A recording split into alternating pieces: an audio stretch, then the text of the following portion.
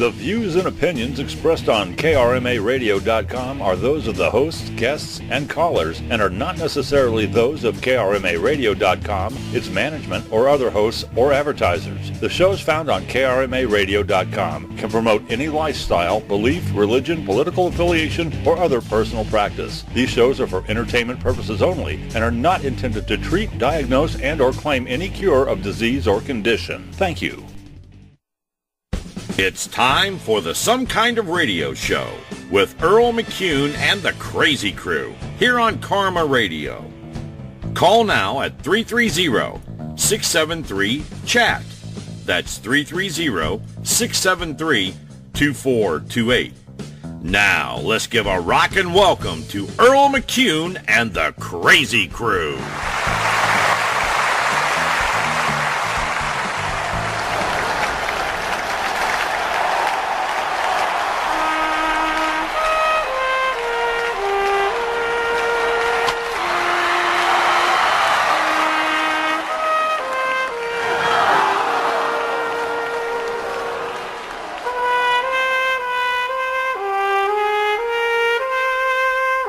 Baseball's hard. You can love it, but believe me, it don't always love you back. It's kind of like dating a German chick, you know? Good hustle. Hey, you want to play ball? Let's play. Say it again. The Bad News Bears are taking the field. You guys swing like Helen Keller at a piñata party. From Paramount Pictures. Hey, what time you get off work? And the director of School of Rock. I'm gonna throw you something called a screwball. It's all right, kid. You had a helmet on. Imagine if you didn't. You know what I'm saying? Billy Bob Thornton. Is he dead? He's drunk. Forget this. I'm taking his wallet. Bad News Bears. Are you drinking? That's non-alcoholic. I'm driving, you know. You hear that, Toby? Drinking and driving don't mix. That's right. You wake up in prison married to some guy named Big Blue, and he's branding his initials in your...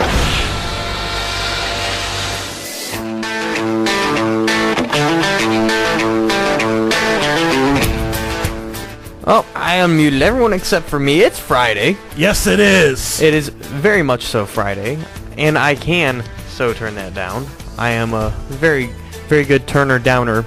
Thanks, bro. You're welcome. What's Yes. up? What's up? How you doing, John?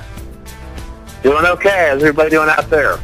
Living life. It's beautiful out here. It's partly cloudy, about 70 degrees here in beautiful Kent, Ohio. It's Friday night. We'll be here until midnight Eastern. Talking about the Bad News Bears, and we'll be talking about some other stuff along the way. Cavs basketball. We'll be talking about the hashtag Windians. Yeah. I don't know why you pointed at me. Hashtag Windians. Windians. Hey, Lamau. Hey. The tribe. The good old tribe. See, Tito get thrown out of the game the other day? Can't say I did. Man. We'll be talking about that. We'll be talking a little bit professional wrestling for good old Bounce over there. We'll be talking about a lot of good stuff. You can join in on the conversation. Give us a call, 330-673-2428. Or you can join us on Facebook if you're not comfortable necessarily calling us. You can either message the Some Kind of Radio Show on KRMA Radio Facebook page, or you can comment on that post that I have at the very top of our page. You'll see it when you first click on our page. Yes. Indeed. So, what's cooking? I haven't been here for a couple weeks, so it's good to be back. So, heard Jen Mitchell was on last week as well. You guys were doing some pretty good stuff there. We've got Troy's Tantrums coming up here tonight. We've got a Best of Hilljack. Best of Hilljack yet again. He's still on the campaign trail. I'd have thought that he'd have seeded the campaign by now, but... Well, anything that involves party, you know. Yeah, he just ain't giving up. No. He's been out in California, is from what I've understood, doing a little California dreaming. Oh, that's real good for him. Dreaming is the right word. He really deserves a nice little break off. Earl McCune not in tonight because he is a loser. Yeah, Earl, you're a loser. And I hope you're listening, and I hope that this stops my promotion at work. No, I'm kidding. Your nose isn't brown enough. Oh, it's not? No. It doesn't match the pants. No. He gets the idea. He wore the brown pants. That's funny.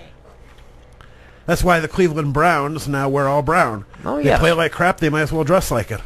Oh, yeah, and then when they see the Steelers across the field, they literally... Crap themselves. Oh, yeah. That's why I got to laugh. I watch one of these, Sunday morning things. I get up, it's like 11 a.m., and one of the TV channels has an Inside the Cleveland Browns and then or yada yada. So you get on there, and, I'm the type of person, I'll get on and tweet. Mm-hmm. And one of the guys that's there has a faux hawk, and the guy's got to be about my age in his low 40s. So I tweeted this guy because, and it says, ask DPR, I think was it, because the name of the program. Mm-hmm. So I tweeted this guy, his Twitter handle, and I said, for a question, hey, buddy, who cuts your hair? I think he needs to go find himself a new job. Hashtag ask DPR. So the guy that's hosting the show reads this, and they read them before they screen them. Right. Because they're just like right there, and the guy's reading it, and then they all start laughing, and the one guy with the faux hawk's like, hey, what do you mean? What's wrong with my hair? It's like, buddy, you're in your 40s. Oh, yeah. The faux hawk is a 20-year-old D-bag haircut, I hate to say. Yeah. It's as bad as the people that wear sunglasses indoors. Mm-hmm. Indians Dylan. are... Dylan, you do that all the time. Not all the time. Yes, you do. Just most of the time. All the time.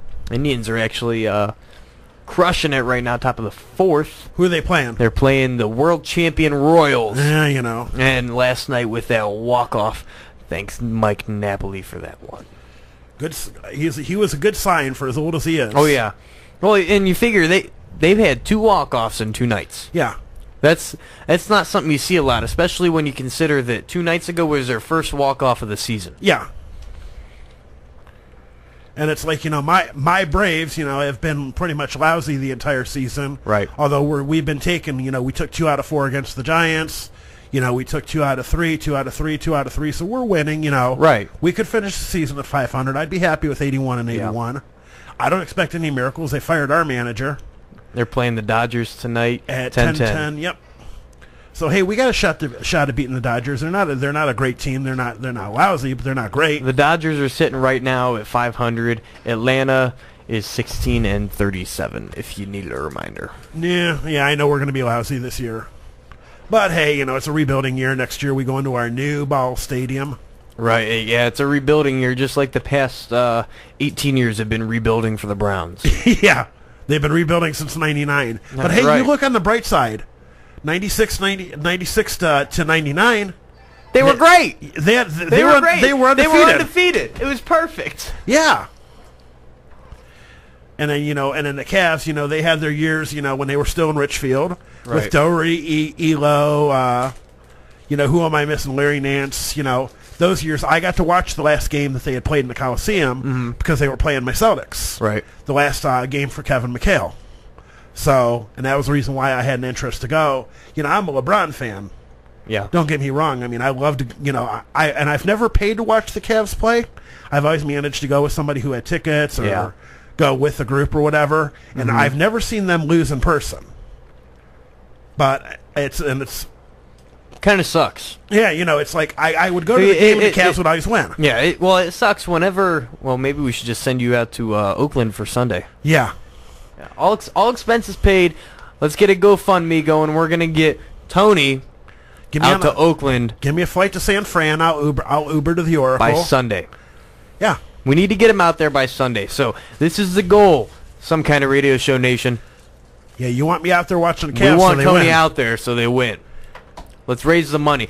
Tickets right now are somewhere around $450 a seat for the nosebleeds. So I'm going to need about $1,000 because I'm going to need to, fly. I'm going to need to fly round trip. Well, last minute ticket, you're probably looking maybe $1,500. So hey, let's raise $1,500. You could stay with Troy Froman. No, I'm going to pass. I'll sleep at the bus station. Oh, okay. All right. Well, you hear that, Troy? Tony doesn't like you. Nah, just don't want to stay with a strange guy I don't know very well. He's Ox. Well, yeah. Well, you can't not like him. Yeah. But and here's the funny thing. I'm gonna rant, and I'm gonna get. You want to hear a 30-second rant? All right, let's hear it. And here's my, my disclosure. I'm a Celtics fan, and the same thing of like last year. All these people that are out here supporting the Cavs, right? This year and last year when they were in the finals, mind you. you got to be the same people that were fans before LeBron came back, and between the time he left and the time he was back, because there are so many people. The Cavs didn't exist to him when LeBron wasn't around, but now that LeBron's back, bend over, LeBron, we want him. Yeah. So well, here's the thing. When LeBron left, yep, and they picked up Kyrie to be the new LeBron. That was a really big deal and a big move, and I thought it was a good idea. Yep, it was. And it turns Kyrie's out a hell of a player. It turned out to be a really good move. Yeah. I mean, you watch the guy; he's one of the best with being able to handle the ball on the court. Oh, absolutely.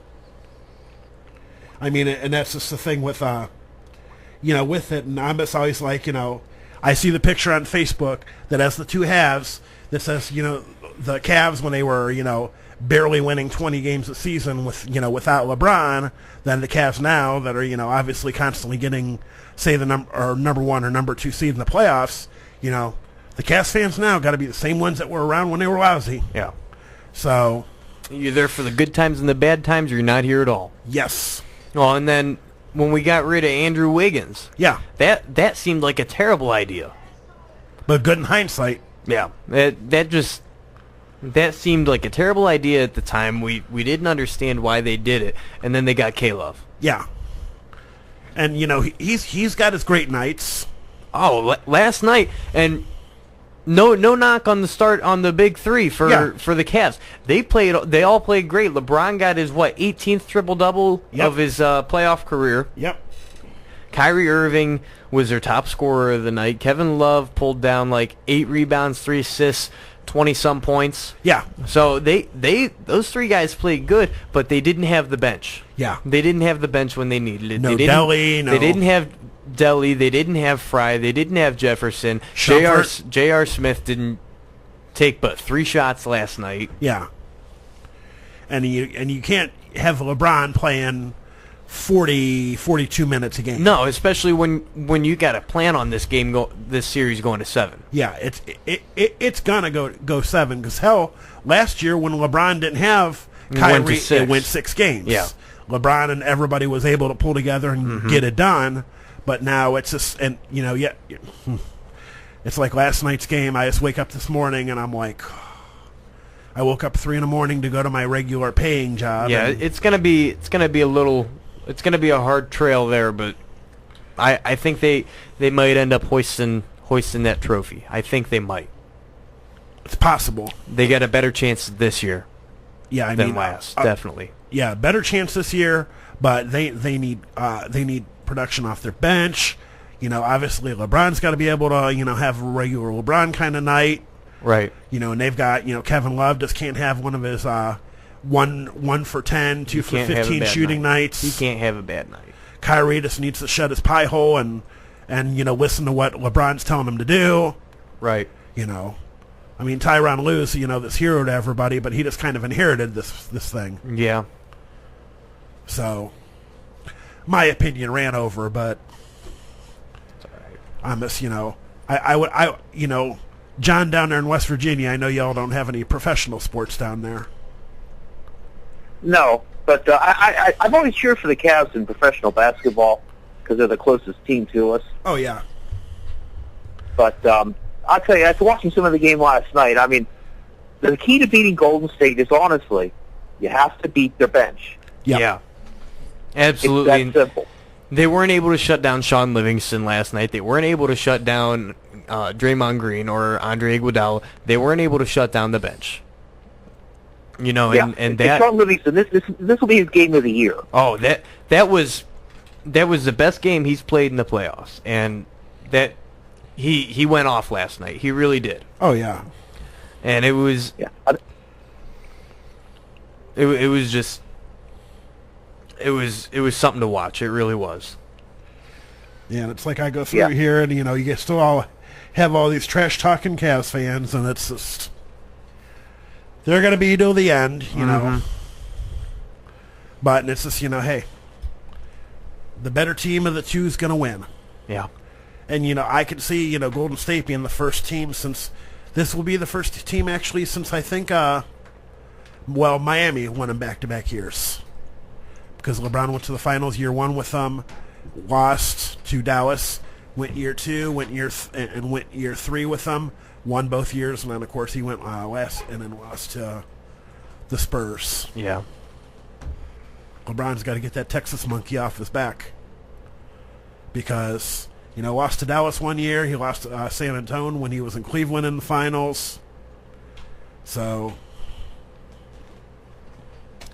who knows? But, we'll have to see how the series plays out. Yeah. It's up past my bedtime getting up at 3 in the morning, so I only get to get up in the morning and see the scores. And yeah, Tony's got a strict bedtime of down at 8, up at 4. Yeah. Pretty much. Strict.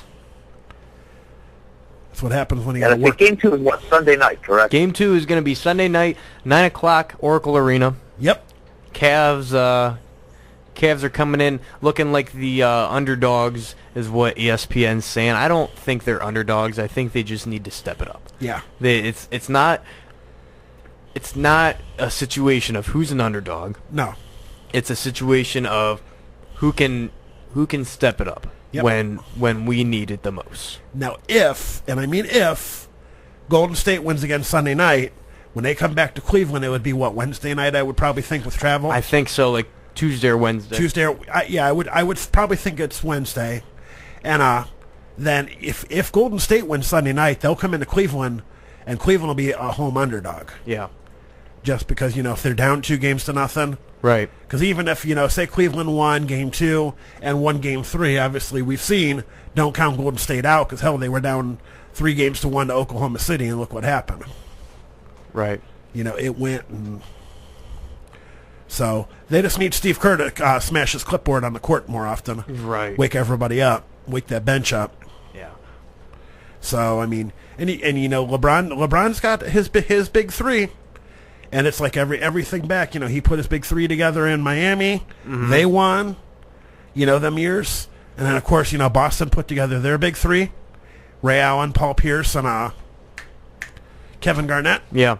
Well, it's not even about the big 3. Yeah. It's about having that bench because that big 3 did what they had to. The big 3 for the Warriors didn't last night.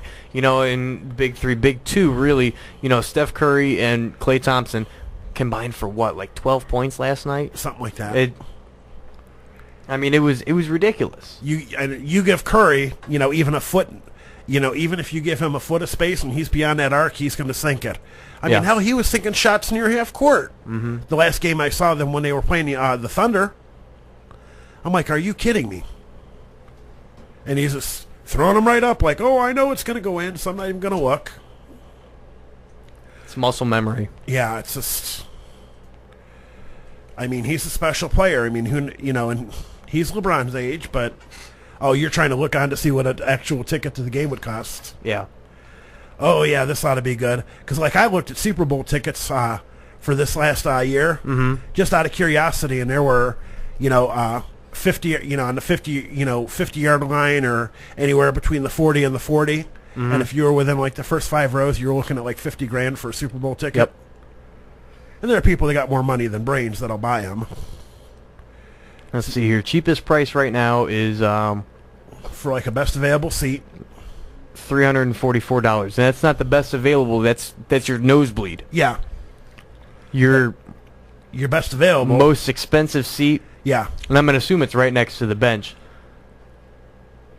$49,638 on Ticketmaster. On Ticketmaster. Almost $50,000 for a ticket. And that's for Game 3 in Cleveland on Wednesday. Game 3 Cleveland on Wednesday. Yep.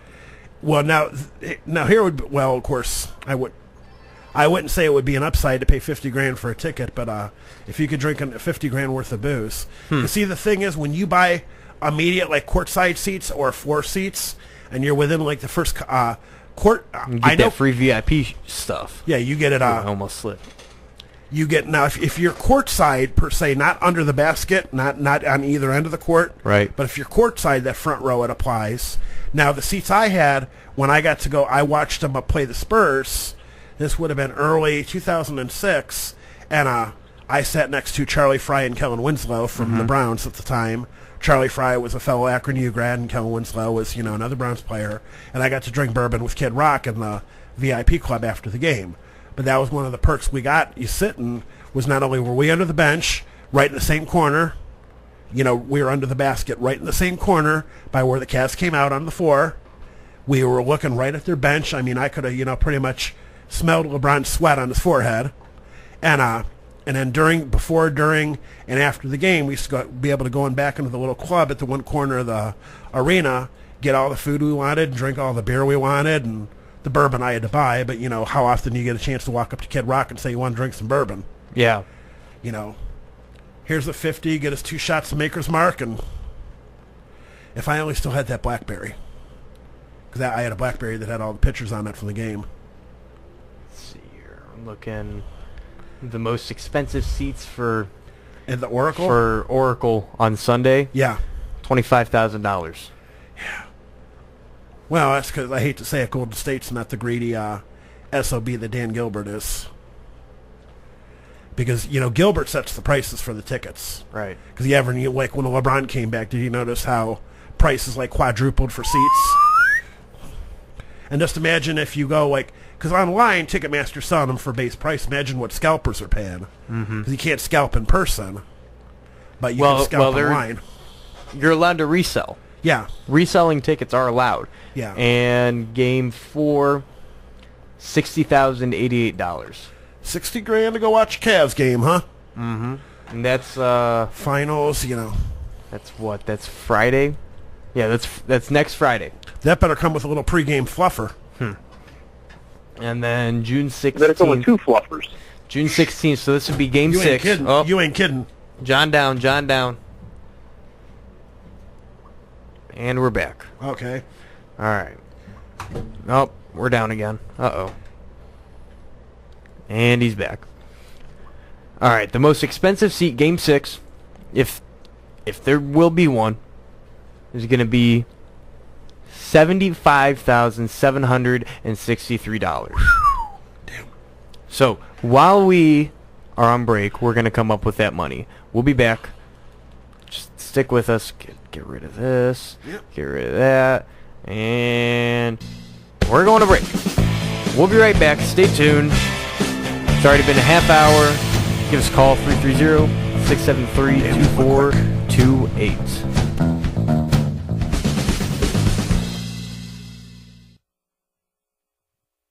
Hi, this is TJ Dillon, and you can join me from 6 to 8 p.m. every Friday night on the Weekend All Request Show. I'll be playing your requests and rocking you into the weekend, KRMA style. Call in and hear your favorite songs by request live from 6 to 8 p.m. only on KRMARadio.com. John's Outdoor Military Store. It's a gun shop. It's a military surplus store located at 9375 US 224 in the old Deerfield Schoolhouse. John's Outdoor Military Store, where they buy, sell, and trade guns, featuring Silver Stag and K-Bar knives, ammo, and holsters. Stop in and shop and check out their monthly sale items. This month's items are t-shirts and ammo. That's John's Outdoor Military Store. KRMA Internet Radio. Hi, this is Handy Randy. Tune in every Tuesday night for the Handy Randy Rock and Roll Show. I have a different theme every Tuesday. It might be the Beach Boys, it might be the Funk Brothers, and I have great, interesting guests as well. So every Tuesday, 6 p.m. Eastern Time, it's the Handy Randy rocking your socks off on Karma Radio. And give me a call, 330-673-2428. The views and opinions expressed on KRMARadio.com are those of the hosts, guests, and callers and are not necessarily those of KRMARadio.com, its management, or other hosts or advertisers. The shows found on KRMARadio.com can promote any lifestyle, belief, religion, political affiliation, or other personal practice. These shows are for entertainment purposes only and are not intended to treat, diagnose, and or claim any cure of disease or condition. Thank you. You're listening to Some Kind of Radio Show here on KRMA Internet Radio. Check us out on Facebook and Twitter at SKO Radio Show. You can also email us at skoradioshow@yahoo.com. Now back to Earl McCune and the Crazy Crew. You got to get under the ball.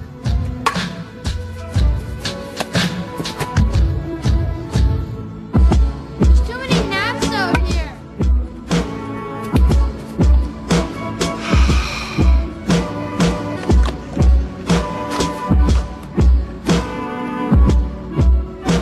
Good ball.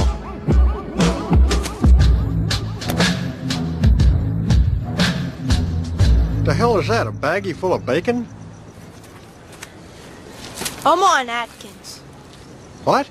I have to eat all the time, keep my metabolism up. So my body becomes a fat-burning machine, so assholes like you don't give me shit all the time. Easy, sport.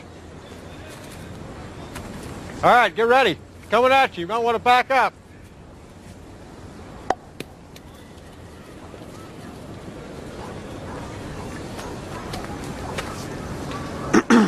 Guys, it's a bunt. You seem to imply you're going to hit it out here. Yeah. Engelberg, it's a bunt, bud. You're supposed to pick it up, throw the guy at first base. Okay? Here we go again, picking on the fat kid. There's laws against this, you know. Harassment. You better shut up before I tell someone you touched my pecker. Engelberg, we throw the goddamn ball already?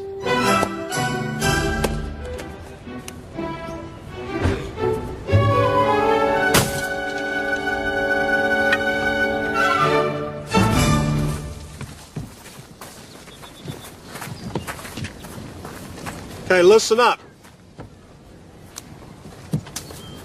Listen very carefully. Rule number 1, don't mess with the Cadillac. Calm down, it's a piece of crap anyway. For your information, it's a classic. And I got half a mind to find your old man and kick him in the nuts so hard he can never foul the earth with another little like you. So you keep your trap shut, okay?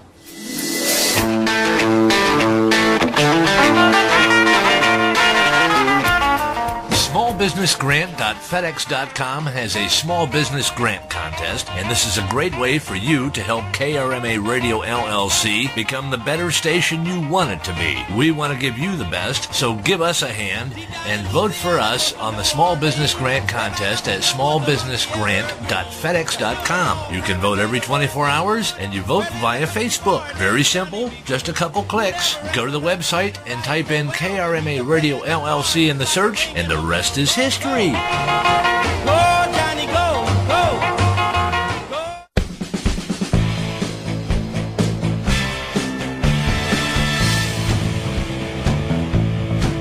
And we are back. We're back. Had a nice little ad there for our FedEx contest, a small business grant. You can go on to their website, search Karma Radio LLC, and you can vote once per day. Per person. Per person. Vote early, vote often. Yep. Honestly, we don't care if you make extra Facebook accounts. No.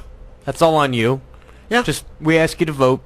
Please show your support to Karma Radio. It'd mean a lot to us, and it'll help us to stay on air and get some great prizes to give away to you. Oh, yeah. Keep the best equipment. Oh, yeah. That way every time a knucklehead breaks the mic... never mind. Ooh. Yeah, it's nice to use, state-of-the-art equipment. Oh, yeah. Helps me sound good. Helps you sound okay. Oh, okay. Sound okay. All right. Only okay. Only okay. Well, thanks, Guy. You and your unnamed rodent character jacket. Excuse you. Excuse me. Yeah. They don't... Oh, Mickey, you're so fine. That's all I'll say. They don't sponsor us. No. Well, actually, they're owned by ABC, right? Yep. You weren't even with me when I got this. So? It was on the first day. Yeah, I know. Well, and you know why Mickey got rid of Minnie, don't you? Nope. She was effing goofy. Yeah, nasty. Oh my, that's an old one, Tony. Yeah, She liked the doggy style. What can we say? Yeah. That's all I can say. Couldn't pass that one up. You can still talk now. You're just quiet. Yeah. Yeah, you're still allowed to talk. You're just quiet now. Now nobody can hear me. Yes. Now no one can hear you. Rude. Just have to talk. Yes. No. Now I'm rude. I am rude. Okay. Says Sky. Yep. No. All right. Hey, and here's another thing we can throw out. Now, I know every one of us here, I mean, Dylan, Sky, myself, Mr. Sinsel down in West by Golly, Virginia, we're all on Facebook, right? Yes, we are. I think so. Yes, that's Facebook. Yeah, that would be Facebook, not just the Karma page. We all have our own individual pages. Yes, that's my face. Yeah. And that's Sky's, and there's Sam's, and there's Robbie's. And then, like me, I should be on Hide Your Facebook, but, that's another topic for another show. Now, we all have, X amount of friends that we know through various, outlets. Like I have school friends I knew from, working out here, the various establishments I've hung out at, the various, I have, different groups of friends. So, you would go on my Facebook page, and on average, I think probably, one time, and this was up until a few days ago, I had probably about 1,200. And I probably knew about 1,150 of them that I know personally. About 50 of them I haven't met. But my goal is, obviously to meet everybody. I did an experiment. Now, I off air, I asked Dylan and Sky this. Now, John, how many friends do you think you have on Facebook? About 600. About 600, okay. Y'all are popular. You know a majority of them, right? Absolutely. In fact, I've met 98% of them personally. Okay. Kind of like myself with me. What I started doing is, and I had asked Dylan and I asked Sky this, now I ask you this, John. You have, say, 600 and some odd friends.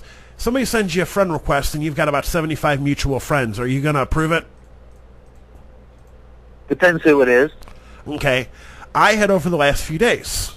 I use I don't really post nothing, too bad on my personal page. I just, nothing outrageous. Hey, I might have checked in here, yada, yada. I don't get political on my page. I don't really, the Cavs suck. The Celtics are great, yada, yada.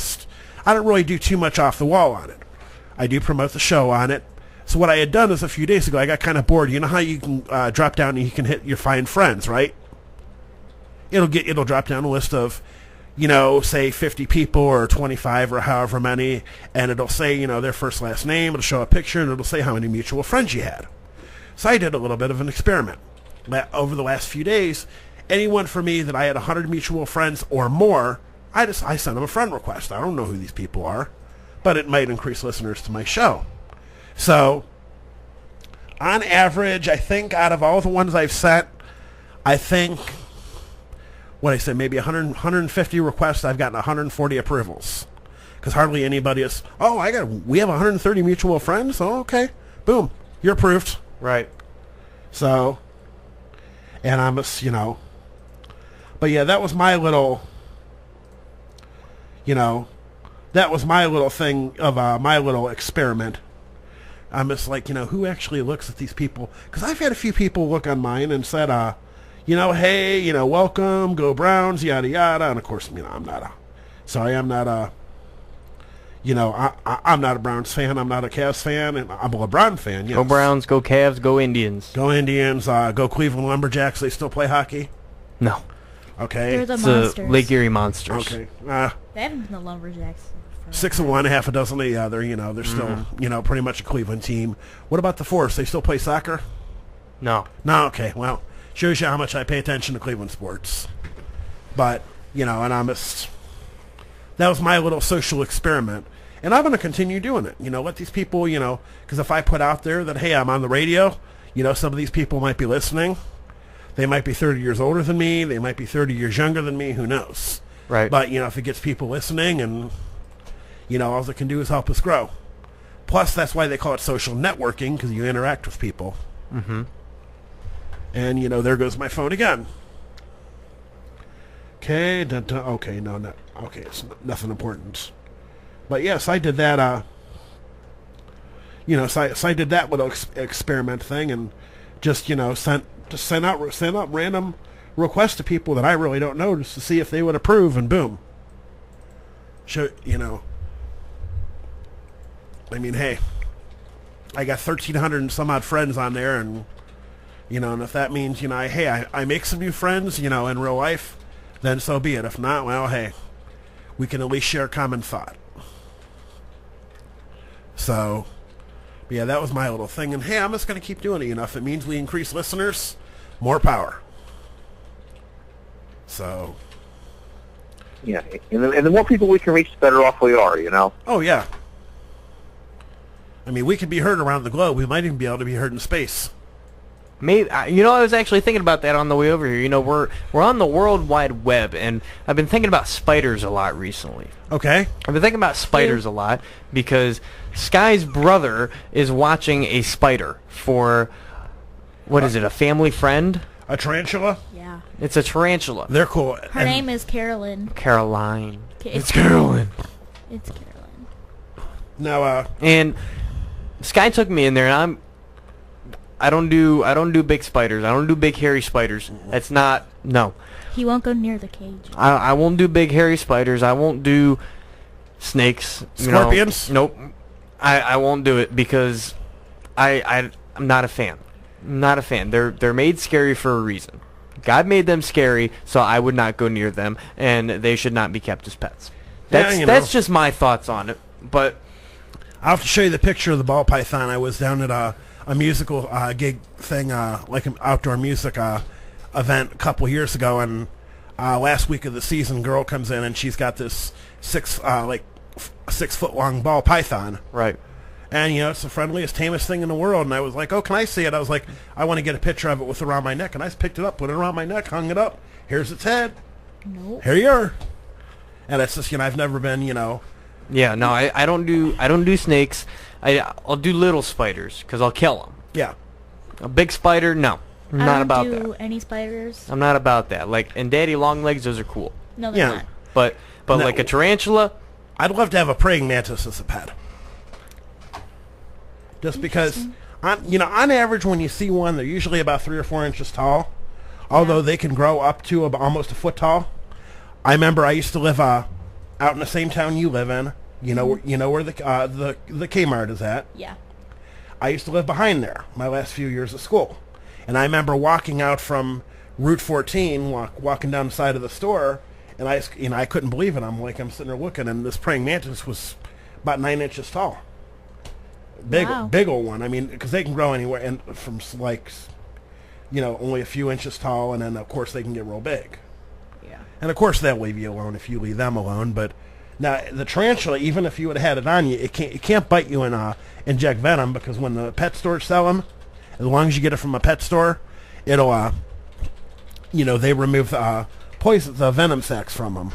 Now if you buy a scorpion from a pet store, though, you can't remove the venom sac from a scorpion or it'll die. But a tarantula you can. I don't like. They might bite you. It's going to nip you a little bit. No.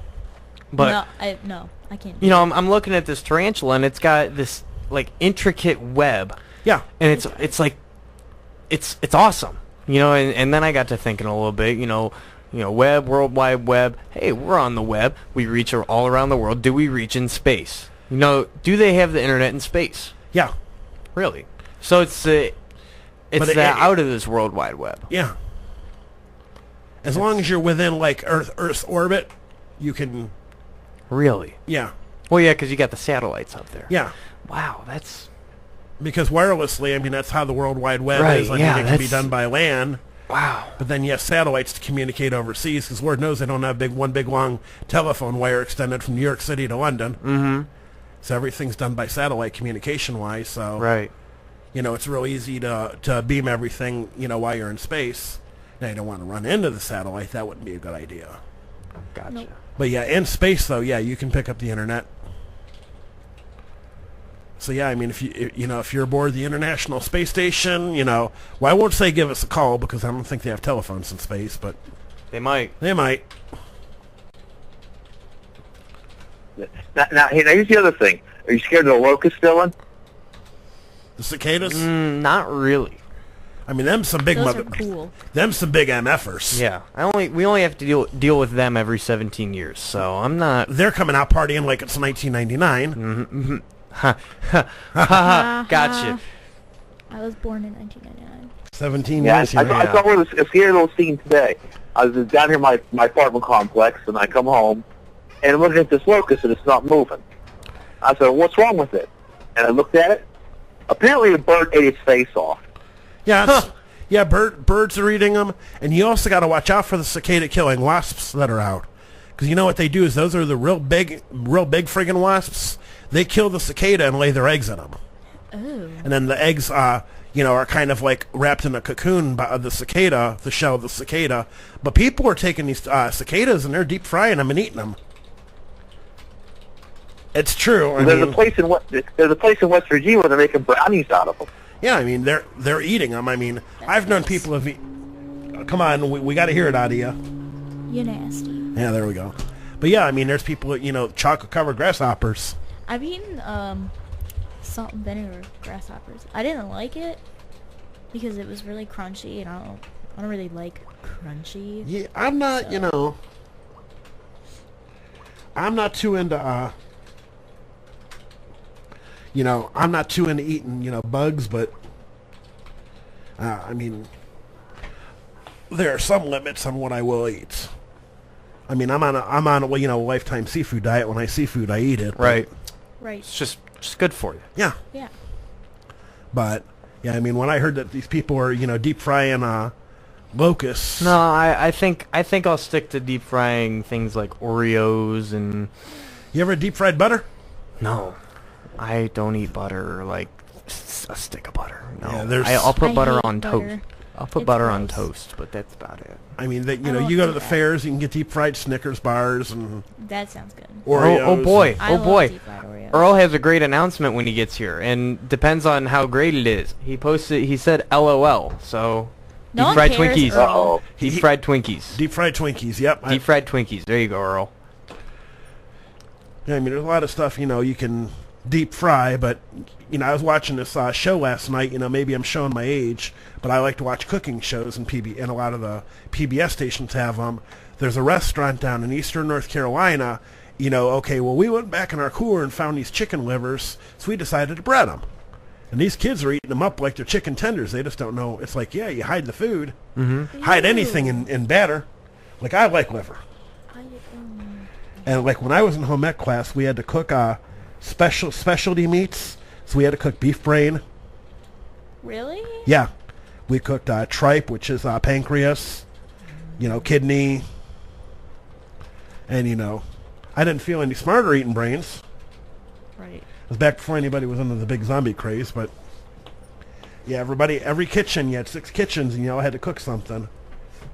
Ooh, them brownies. All right, Earl doesn't want to announce it, so I'm going to announce it. Okay. All right. Everyone knows, but we're gonna make it official. So I guess we'll hit my favorite music, Earl. Wait, here we'll use this one. I like this one better. I like this music better. I don't like that other music. I like this one better, Earl. Earl, you're funny. All right, this just in. Earl's coming out of the closet. Well, I mean, he already did that. Okay. Next week, the one, the only, the fabulous, depending on how you want to put it. Well, definitely the one and only, at least. Yeah. Debbie McCune will return to some kind of radio show next week. It'll be her and Earl and John. I am taking a hiatus for a week. And I have to work. Yep. And when I work, Sky does not come here. Nope. Exactly. So. It'll be a Claremont and Curly next week. Pretty much. Yes, it'll be an exciting, very, very exciting edition of some kind of radio show on Karma Radio with Earl McCune coming back. Debbie McCune making her long-awaited return. Yeah. Sorry, I have my toes in the water, my ass in the sand, not a worry in the world, a cold beer in my hand. Someone should write a Nothing song wrong about with that. Someone should write a song about that. Maybe let's call Zach Brown. Yeah. He seems like he'd be good for it. Yeah. Yeah, you know, I don't do a whole heck of a lot. You know, I do my work job. I do this, do some events for the radio station outside of here. Anybody had a chance to see me? I was out on one of the floats in the long Suffield Parade on Memorial Day. Streetsboro's was really long too. I was in. Yours was really long. Sunday, wasn't it? Yeah, they had a lot of semis in it and like snowplow. I never got that. Like I went to theirs. I went to Twinsburg's, and why did they put snowplows in it? Are they expecting a freak snow? Yeah. Just all right, freak blizzard, here it comes. You know, it is Streetsboro. So you know, Yep, there might be a freak. Here snow. comes the blizzard. It's 70 and sunny, but there's going to be a blizzard because it's Northeast Ohio. It hailed on my birthday once. Well, my birthday is July 30th. Hail is kind of normal. No, it's not. That's a spring. That is a spring thing. Yeah. No, she's right in the middle of summer there, the end of July. Yeah. Well, anything's possible, but when it's funny though because the last Streetsboro parade I went to a few years ago, you blinked and you would have missed it. It was, you know, you had Mayor Glenn riding his motorcycle down, a couple of fire trucks, an ambulance or two, and the band, and I think that was about it. Oh, I was in that parade. What year was that? This would have been 3 or 4 years ago. I was in that parade. I'm pretty sure I was in that parade. Yeah, I was in that parade. Yeah, we were in that parade together, but we weren't. I don't think you were. You said 3 or 4 years ago. Yeah, it was 2011, 2012-ish, I think. No, I was not in school. Yeah. I was not in high school. That was my first year. Yeah, I was, you know, and I'm sitting there thinking, I'm like, you know, I go off and, you know, they march down 303, yada, yada, and I'm standing, like, right in the corner, you know, the professional building is? Yep. Standing right in that lot, just sitting there BSing and waiting, it comes marching down, and I'm like, yeah, woohoo, and then I'm just like, that's it? I drove half hour out here to see this? Yep. It was really long. No, it was a good length this year. Yeah, see. My last obligated parade to go to. Like the Suffield Parade, we had our Karma float. Right. You know, obviously being pulled. Then we also had the Wrestling with Pros was right behind us. We had Super Nerd out running around. You know, Bounce was driving his vehicle, and then there was, you know, tons of other stuff. You know, the politicians getting the parade. Yeah. And I'm trying to remember the name of the. I went out to see a Cuyahoga Falls parade, and right after what was it? 2010, 2011, I think, was one of the... I'm out there, and I'm trying to think of who one of the female congresswomen was, and I'm not talking... I don't know. Not Marcia Fudge, but there's another... there's a white lady that was a congressman around here, but when they redistricted, she got kind of voted out, and after she, you know, she was one of the people around here that voted in the Affordable Care Act. And then as she's come walking down for re-election, you know, you just hear 2-3 miles worth of Portage Trail booing her. And she looked like she could have cried, and it's like, well, sorry, lady. Sorry. Because the Falls puts on a nice parade. Yeah. Quite long, and then Suffields was, I mean, it doesn't stretch. It doesn't stretch a long length. I mean, it only basically runs down Waterloo and you know, maybe down a mile's worth of road. But there's a lot in it. Right. Well, Streetsboro is just down 303 there. Yeah. You know, they don't even take it down to the fire station anymore. No, they go into the plaza now, don't they? The old plaza. Yep. Over by where the flea market is. Yep. They just march from the school to the plaza, and yeah, y'all band people get to have fun marching in them uniforms. Yes, Earl. Summer yes, uniforms. I was indeed marching in that parade. I was right in front there, waving, you know, really just strutting my stuff, Earl. You don't want to know what he messaged me. He's I'm going to profile him. You nasty, Earl. You nasty. Hey, how about you say that in the microphone? Yes, Earl, you are nasty. Yeah, you nasty. Now, Dylan. Now, Sky. No. No, I can't. No.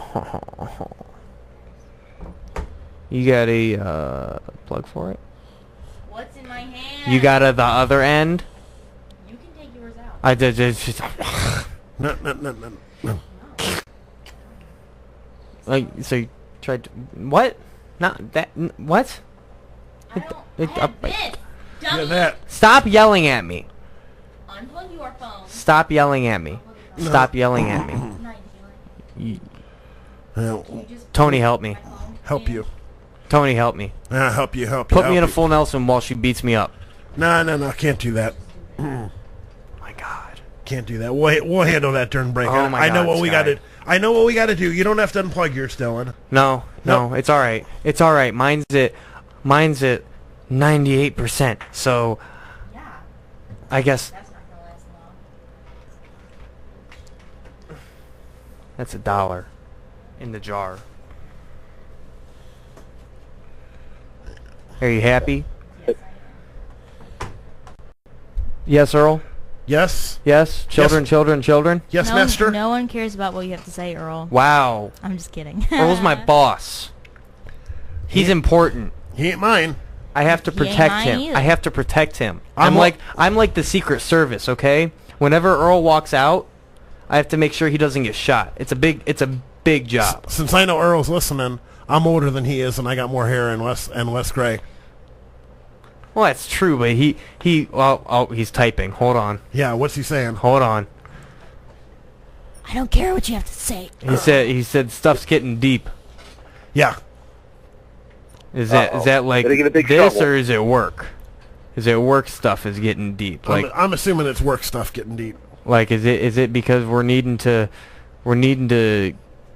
get a plunger in the bathroom? What's going on here, Earl? Oh, goodness. I'll come for you if you really need me to. Earl's a big boy. Not like that. Earl's a big boy. He can take care of himself. Dylan, you know, if you are protecting Earl, though, the most important thing you got to do is protect Earl from Deadwood. Huh. No. Hell hath no fury like a woman scorned. Yeah. That's right. That's all I gotta say about that. Earl's on his own He with said his something. wife. Uh-oh. Earl said something. Tony... Yes. Be married to Deb, you would... Oh. Be married to Deb, you would be bald and gray too, says Tony. Yeah. All right, says Earl. And with that, we are going to the news. We'll be back. From Washington, this is VOA News. I'm David Byrd reporting UN officials have appealed to the Syrian government for permission to drop relief into besieged areas. The UN Security Council held an emergency closed-door meeting Friday to hear briefings about the blockage of humanitarian aid in Syria. French ambassador to the UN, François Delettre, told reporters after the briefing the UN will ask Damascus to authorize the airdrops. On Sunday, the UN, in accordance with the ISSG's request, will ask Damascus to authorize humanitarian airdrops to reach localities for which land access was denied by the Syrian regime. Syria's UN ambassador Bashar Jafari dismissed claims by some council members that the government is hindering deliveries to certain areas. Nearly 600,000 people are besieged in 19 different areas in Syria. The International Syria Support Group, a coalition of world powers, had called for the World Food Program to unilaterally deliver food to besieged areas starting June 1st if access was not granted. An American military cargo plane dropped light weapons Thursday to rebels besieged by the Islamic State group in the northern Syrian town of Maraya. That was the first resupply by the United States to the rebels after weeks of appeals for help. Colonel Pat Ryder, a spokesman for the U.S. Central Command, declined to provide details about the resupply missions, saying only that the U.S. provides weapons and ammunition to Syrian Arab counter-Islamic State forces as they make progress. U.S. warplanes have also launched several strikes on IS positions in the countryside north of the city of Aleppo. For more, visit our website. This is VOA News. 9 people were confirmed dead and many more feared missing after a boat capsized in the Mediterranean Sea early Friday. The 25-meter-long wooden boat overturned 140 kilometers south of Crete. Rescuers pulled more than 340 people from the sea, most of them from Africa and the Middle East. Joel Millman is a spokesman for the International Organization for Migration. They fit the profile that we saw from the Balkan route most of the past 12 months, which is Afghans, Syrians, and Iraqis. Crete in the last 3 days has become extremely active, and today active could also be tragic. Meanwhile, in a separate incident, at least 117 bodies washed up on the beach on the coast of Libya Friday after a smuggling boat carrying mainly African migrants sank in the Mediterranean. 10 refugee athletes from Africa and the Middle East will compete as a team in the upcoming 2016 Olympic Games in Rio de Janeiro, Brazil. International Olympic Committee President Thomas Bach announced the choices for the first refugee Olympic team at the close of a 3-day IOC board meeting in Lausanne, Switzerland. Bach said that Olympic officials are hopeful that the refugee team will represent displaced people throughout the world. And it can send a signal to the international community that refugees are our fellow human beings and are an enrichment to society. With no country to represent, the refugee team will march under the Olympic flag, and the Olympic anthem will be played for it. The U.S. economy added only 38,000 jobs last month, its lowest number in more than 5 years. The U.S. Labor Department said the economy's net gain of jobs in May was less than 1/4 as many as independent experts had predicted. Gus Fauché is with PNC Financial Services. There isn't a whole lot to like in this report. Even the decline in the unemployment rate happened because we had fewer people looking for work. Well, certainly a rate hike in June is less likely. I think we still could see a rate hike in July. The rate of unemployment nationwide declined by 0.3% to 4.7%, its lowest level since 2007. But much of that decline in joblessness was due to the survey's finding that hundreds of thousands of unemployed people have stopped looking for work. The jobs report helped drive down stock prices on Wall Street, with all 3 major indices down on Friday. European markets were mixed. Asian stocks closed higher. For more, log on to our website. I'm David Byrd in Washington. That's the latest world news from VOA. Who is minding your business? The Akron SCORE chapter is part of the nation's largest network of free expert mentors to help your business meet goals and achieve success. Take advantage of SCORE's free and confidential phone or online business mentoring, local workshops and seminars, and online expert resources. Akron SCORE provides services in nearby Medina, Portage, Summit, and Wayne counties. The Akron SCORE chapter is dedicated to entrepreneur education and formation, growth, and success of small businesses through counseling and mentoring. Call 330-379-3163. That's 330-379-3163. Or visit www.akron.score.org. Hey everybody, Steve Jones here to tell you about the company that makes Karma Radio look so good. NeoGraphics in Akron. They can provide creative graphic designs for your signs, banners, posters, window graphics, vehicle wraps, and much more. It doesn't matter what kind of sign you need, NeoGraphics can work within your budget to increase your visibility. Large building signs, sidewalk and yard signs, magnetic signs for your company vehicles. They offer vehicle wrap graphic design and installation on your car, truck, trailer, anything else with wheels. From single to full color printed logos, partial and fleet wraps, NeoGraphics has you covered. NeoGraphics can make custom banners for trade shows and sales or personal use like birthdays and weddings. NeoGraphics is located at 1951 South Main Street in Akron. Give them a call at 234-251-0251 or visit their website at www.neographicsansigns.com. Karma Radio uses them. You should too. Hey, this is Amanda of Eye on the Target Radio, Monday nights on KRMA. Join Rob and I at 7 to talk the latest on guns, concealed carry, and the Second Amendment. Monday nights from 7 to 10 on KRMA, Karma Radio. Earl McCune, he starts where the others stop. Sex with sporting goods. What do you guys think? The world watches in amazement as he unlocks the secrets of Al Capone's underwear drawer. Aha! Tidy Whiteys! He blew the lid off the secrets of Santa. Stop it! Stop it! I still believe! Sometimes shocking, always controversial. He talks subjects other talk shows are afraid to touch. He pries, he pokes, he digs deep. he gets the answers. Most of all, he gets ratings. Wait a second, what is this crap? Join me, Debbie, and the Crazy Crew on Some Kind of Radio Show, Fridays, 8 p.m. till midnight on KRMARadio.com. You'll never know what you'll hear next on our show. This hour brought to you by Coffee News Akron, available in over 600 local restaurants and coffee shops, bringing you the best news to enjoy over a cup of hot coffee.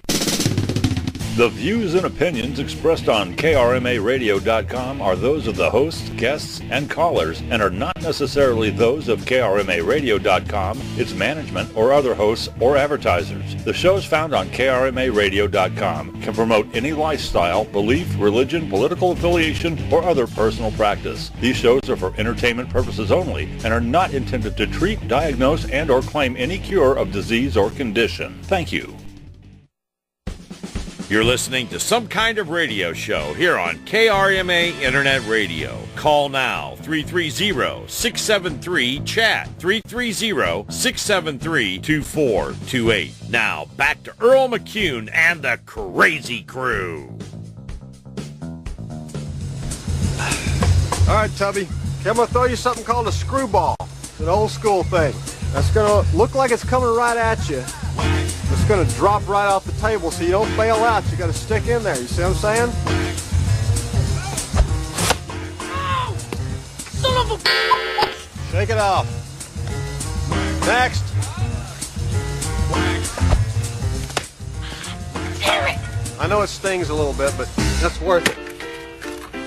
Okay, here it comes. It's all right, kid. You had a helmet on. Imagine if you didn't. You know what I'm saying? Oh!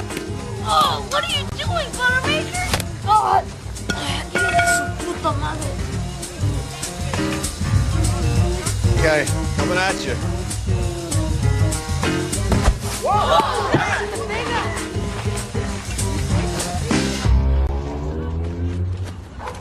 Mr. Buttermaker? Is he dead? Hell no! He's drunk! The season starts tomorrow. We don't got our positions, batting order, nothing. What are we gonna do? We ain't ready to play.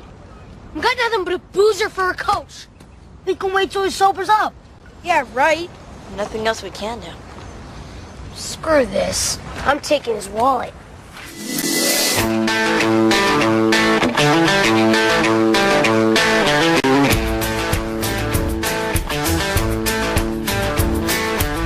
I actually unmuted myself this time. Hey, we're back. Yeah. We're back, and it's hour number 2. Approximately 9:10 p.m. here. This is your captain speaking.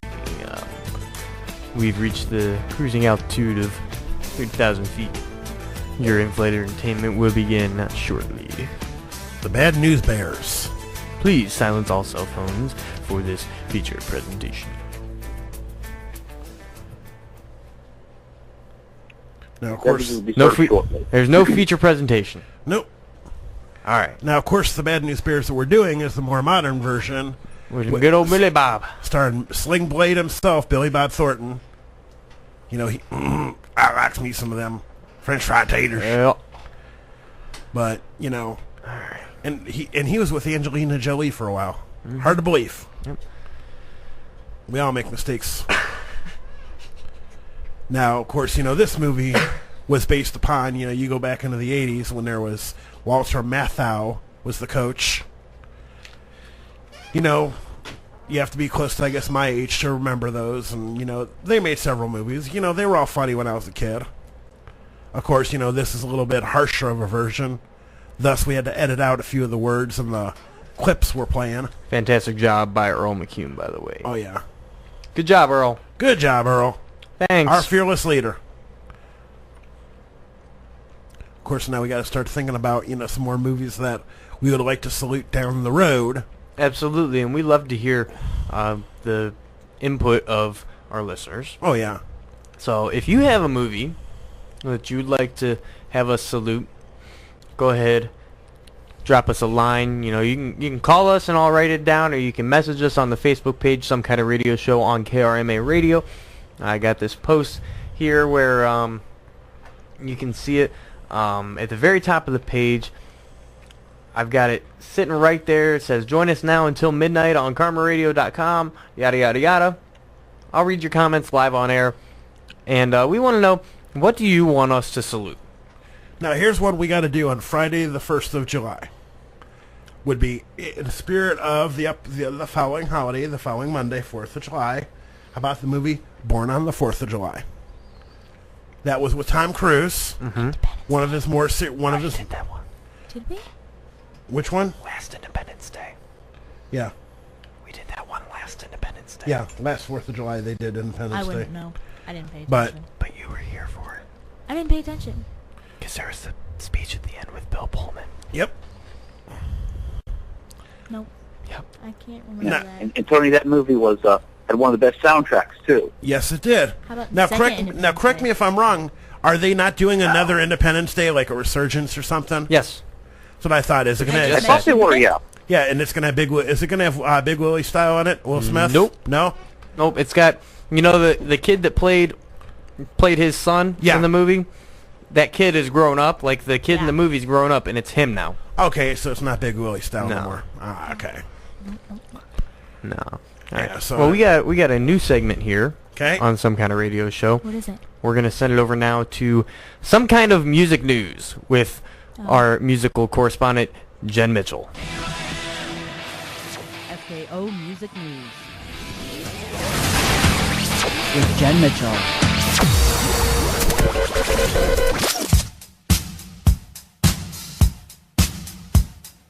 The UK is preparing to commemorate Pink Floyd by putting them in a very sticky situation. On July 7th, the Royal Mail will debut a series of stamps featuring the band's iconic album art and live performances, which will include scenery from The Dark Side of the Moon, The Piper at the Gates of Dawn, Adam Hart Mother, The Endless River, Animals, and Wish You Were Here. July 7th also marks the 10-year anniversary of the passing of founding guitarist Syd Barrett, which the Royal Mail felt was an important factor on selecting the debut of the stamps for the band that they said is, quote, the most influential and successful British bands of all time, unquote. Pre-orders for Pink Floyd's special stamps and limited edition souvenirs are available by visiting royalmail.com.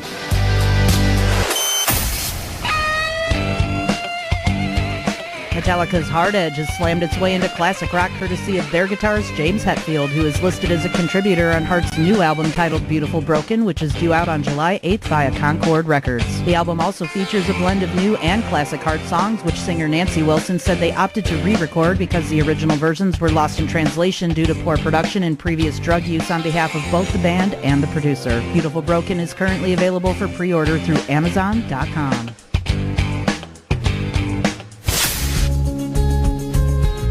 Also combining forces this past weekend at Rocklahoma in Pryor, Oklahoma, were 6AM's Nikki Sixx and James Michael with prog rock band Disturbed. Together they offered up intense covers of U2's I Still Haven't Found What I'm Looking For and The Who's Baba O'Reilly. Take a listen.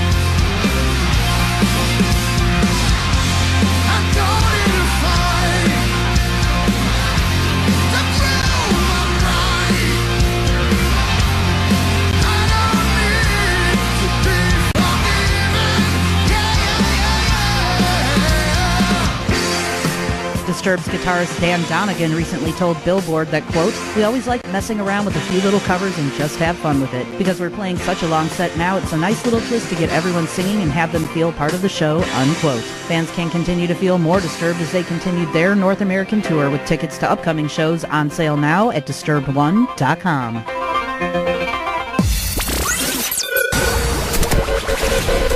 This has been Music News anchor Jen Mitchell, and now back to SKO's Earl McCune and the Crazy Crew on KarmaRadio.com.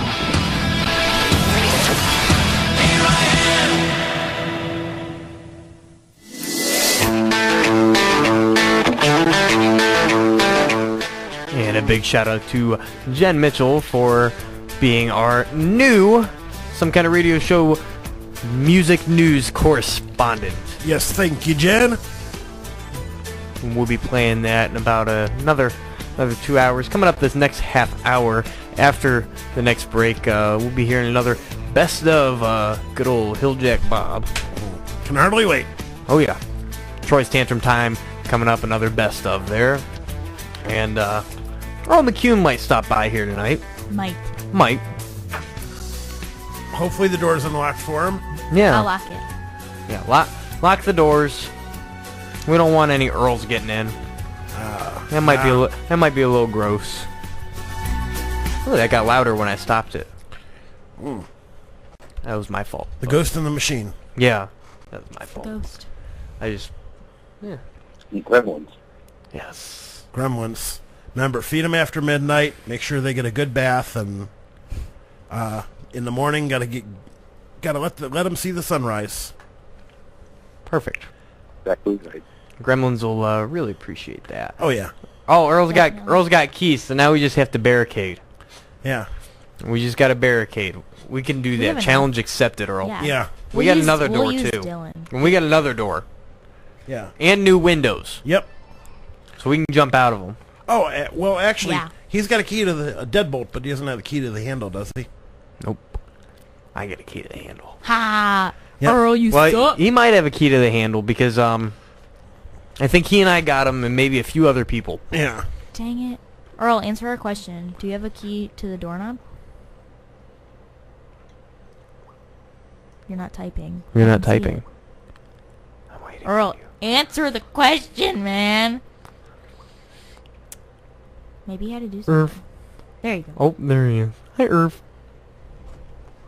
What do you say? He's still blooping. Oh. Bloop. I mean, I can't say Bloop. exactly what it is. For him to know and us to find out. All right. Come on, Earl. Yeah, I'd say there's about a 30% chance that his keys are in the backpack. Yeah. Well, the one key to the doorknob. But here we go. He's typing. He's typing. He's typing again. Yeah. Yes, Earl is nope, he's got him. He's got him. Earl is hosting this show via Facebook Messenger. Yeah, got him on Messenger. Very good. Very good. We give you a sitting salute. We give you a sitting ovation. Hold on. Left Facebook Messenger.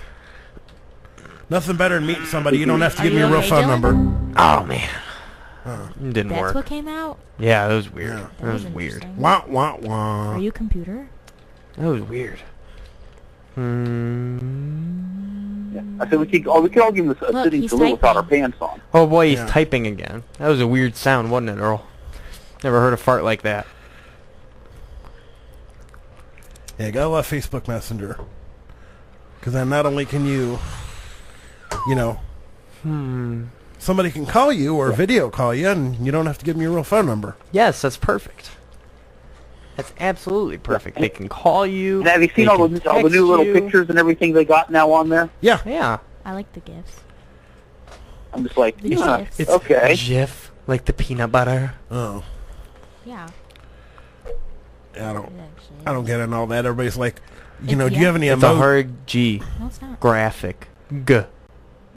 graphic image file? Yeah. Tell that to my dad, okay? Graphic. Of course, I don't know what JPEG stands for, but I know. I don't know what that stands for.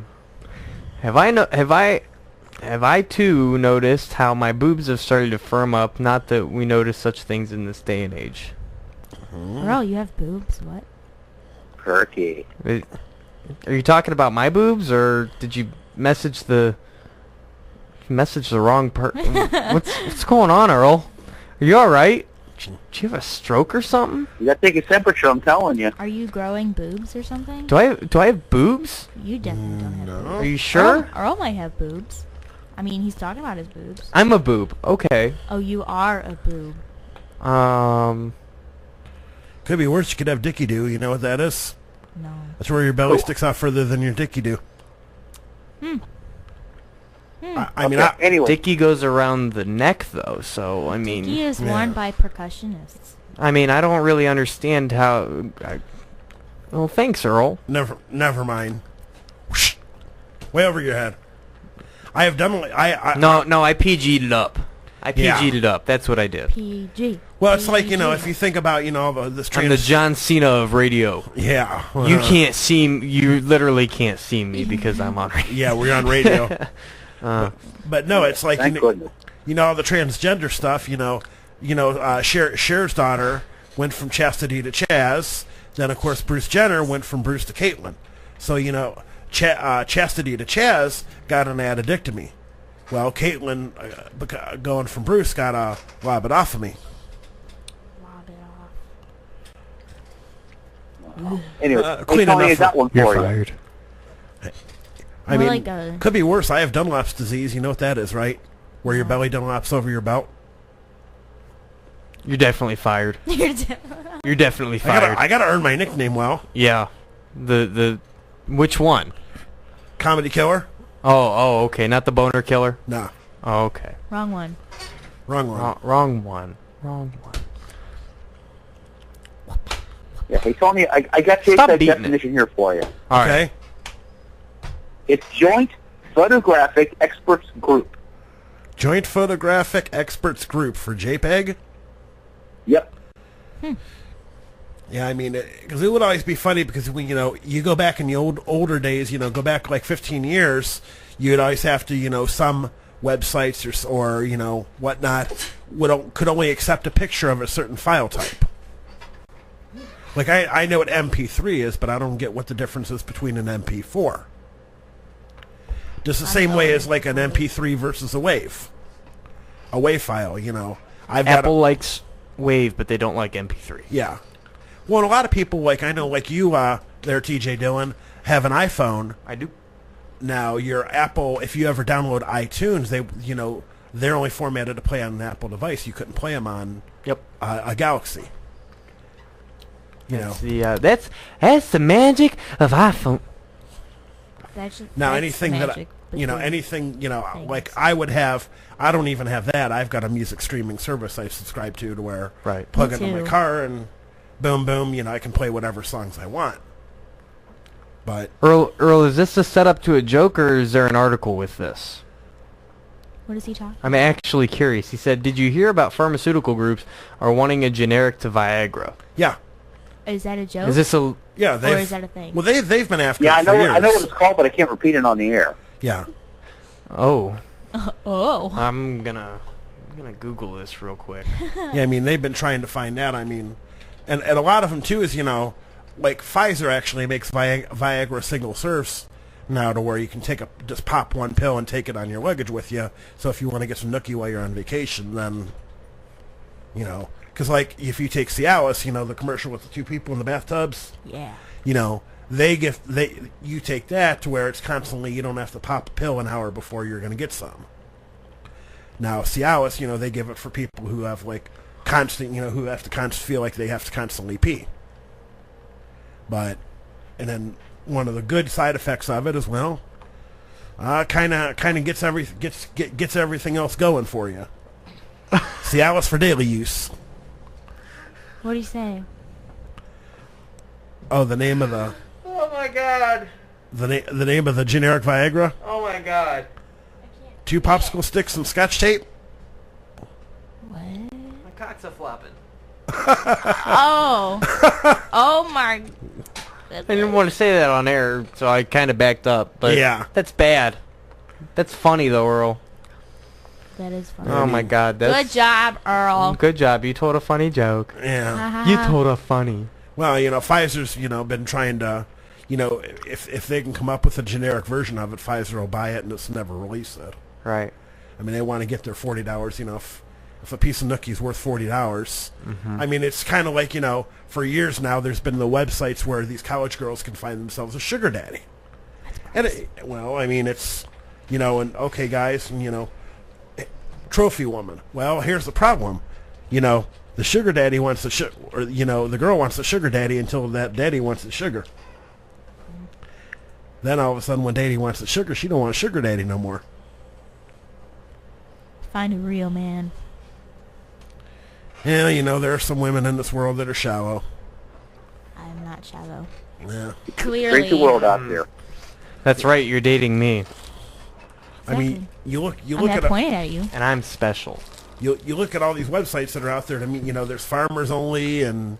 You don't have to be lonely at blackpeoplemeet.com. Yeah. And there's, plenty of single Christian mingle. Christian mingle. Our Time for the older people. And then there's, the eHarmonies and Match.com. And then you've got the Tinder, Grindr. the cheating websites, the websites that are actually designed for people to cheat on each other. Yeah. That one got hacked. Yeah. What was the name of it? Called? Ashley Madison. Is that it? Yep. I thought that was what it was called, but I'm confused. I've never heard of this. Yeah, and they were finding famous people that were on there, and I mean, I know married people that are in open relationships where husband and wife, get together and do their marital thing with each other, and every so often, keep it around. But husband's got a woman over here to go to every so often, and wife's got guy over here, and it's like, hey, And to some people, that's normal. Yeah. I'm not into that. No. But I find that strange. I'm not, dissing you guys, but... Hey, look at the Mormons. I mean, the older term Mormons that had multiple wives. I mean, if you want to... Sister wives. Polygamous. If you want to multiply the misery, more power to you. I got low. Multiply the children, multiply the misery. Yeah, I mean, that, it's acceptable in their culture. Their religion. Missed a call from Earl. You missed a call? Earl, stop. I don't know if I can call you back. I'll try calling you. We don't want to see you, Earl. We don't want to call you, Earl. I can't make a call, Earl. The call failed. Can't call through the computer. Earl, I can't call you. Why can't you just wait? I'm going to go to break, Earl. Call me after. Here, which one is it? We did one.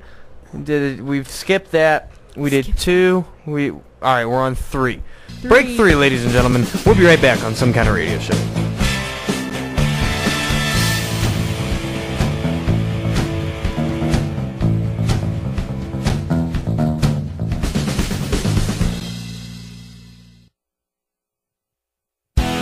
Hi, I'm Maggie Fuller. And I'm Alistair Crowley. Listen to us daily from 3 to 6 for... funny news, contests, traffic, weather, and complete nonsense. That's my department. Give us a call, 330-673-2428, and tell us what you think. You won't be sorry. Small business is the heart and soul of America, and you can help small businesses turn dreams into reality. The Akron SCORE chapter invites you to become a SCORE volunteer by sharing your expertise in Medina, Portage, Summit, and Wayne counties. Whether you've owned a small business or come from a Fortune 500 company, you too can be a SCORE volunteer. Provide face-to-face, online, or phone mentoring, or lead workshops and seminars for business owners with SCORE's flexible scheduling and volunteer support. Akron SCORE is dedicated to entrepreneur education and formation, growth and success of small businesses through counseling and mentoring. Become a part of SCORE's free services by calling 330-379-3163. That's 330-379-3163, or visit www.akron.score.org. Oh my God, Sandy, turn that crap off. Mr. Cartier told me I had to listen to the Ultra Realm radio show every Saturday night from 8 p.m. to midnight on Karma Internet Radio. These guys are like greased lightning. They talk about everything. Comics, toys, pop culture, video games, ghosts. Oh my God, Sandy, they talk about the paranormal. Now give me a Royale with cheese and let me listen to the Ultra Realm radio show every Saturday night from 8 p.m. to midnight on Karma Internet Radio. Oh my God, they're like greased lightning. The views and opinions expressed on KRMARadio.com are those of the hosts, guests, and callers and are not necessarily those of KRMARadio.com, its management, or other hosts or advertisers. The shows found on KRMARadio.com can promote any lifestyle, belief, religion, political affiliation, or other personal practice. These shows are for entertainment purposes only and are not intended to treat, diagnose, and or claim any cure of disease or condition. Thank you. You're listening to Some Kind of Radio Show here on KRMA Internet Radio. Check us out on Facebook and Twitter at SKO Radio Show. You can also email us at skoradioshow@yahoo.com. Now back to Earl McCune and the Crazy Crew. 2 more laps. You're dragging ass. Nice tits, Engelberg. Jesus. Buttermaker. Glad I caught you. Felt like we got off on the wrong foot last week. Said some things we didn't mean, you know. Let's forget about it, huh? Sorry.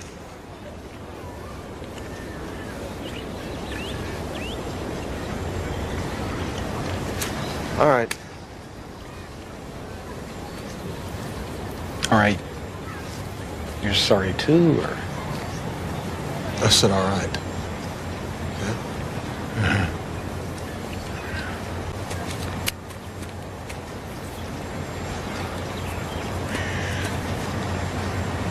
How's that?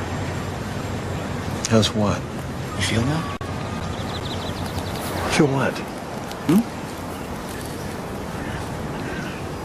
You know, your face is turning a little red, Ray.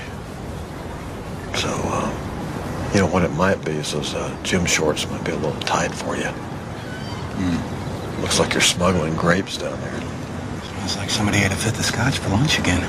Not that it's any of your business, you know? Really? But maybe. So. All right. You know what? You keep stinking up the ballpark, Buttermaker. Oh, yeah, okay. You play your game, we'll play ours, Ray. How's that? Well, good luck with that. The championship game's gonna be a lot of fun. It'd be more fun if you guys were there, huh? Oh, we'll be there, Morris. Don't worry about that. Hey, I know all about you. Minor league junk baller. Would you have 5 seconds in the majors? May work with the ladies, but that crap doesn't work out here. Those kids need role models. You're not it. Have a nice night, Ray.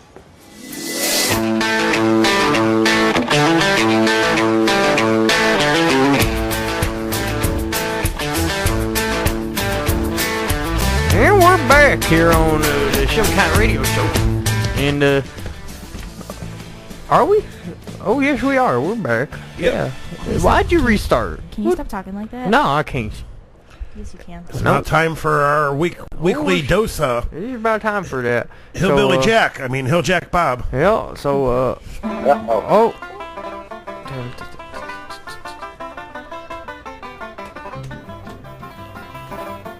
There we go.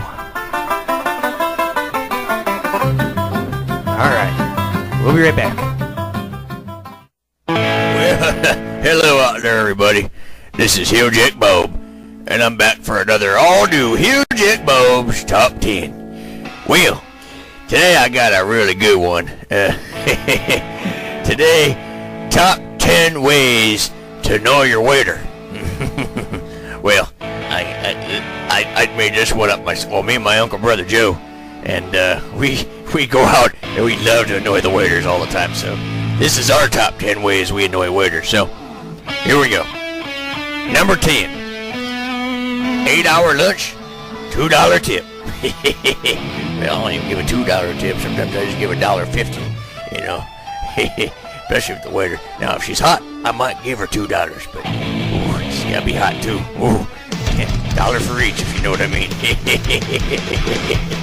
All right. Number 9. Ask, excuse me, are you really a bad singer or are you really a bad actor? Well, I love messing with the waiters. Well, anyway, they're not that good sometimes. All right. Oh, I take a sip of my drink. They give me alcohol when I come in here and do it. That's how they pay me. They pay me with alcohol.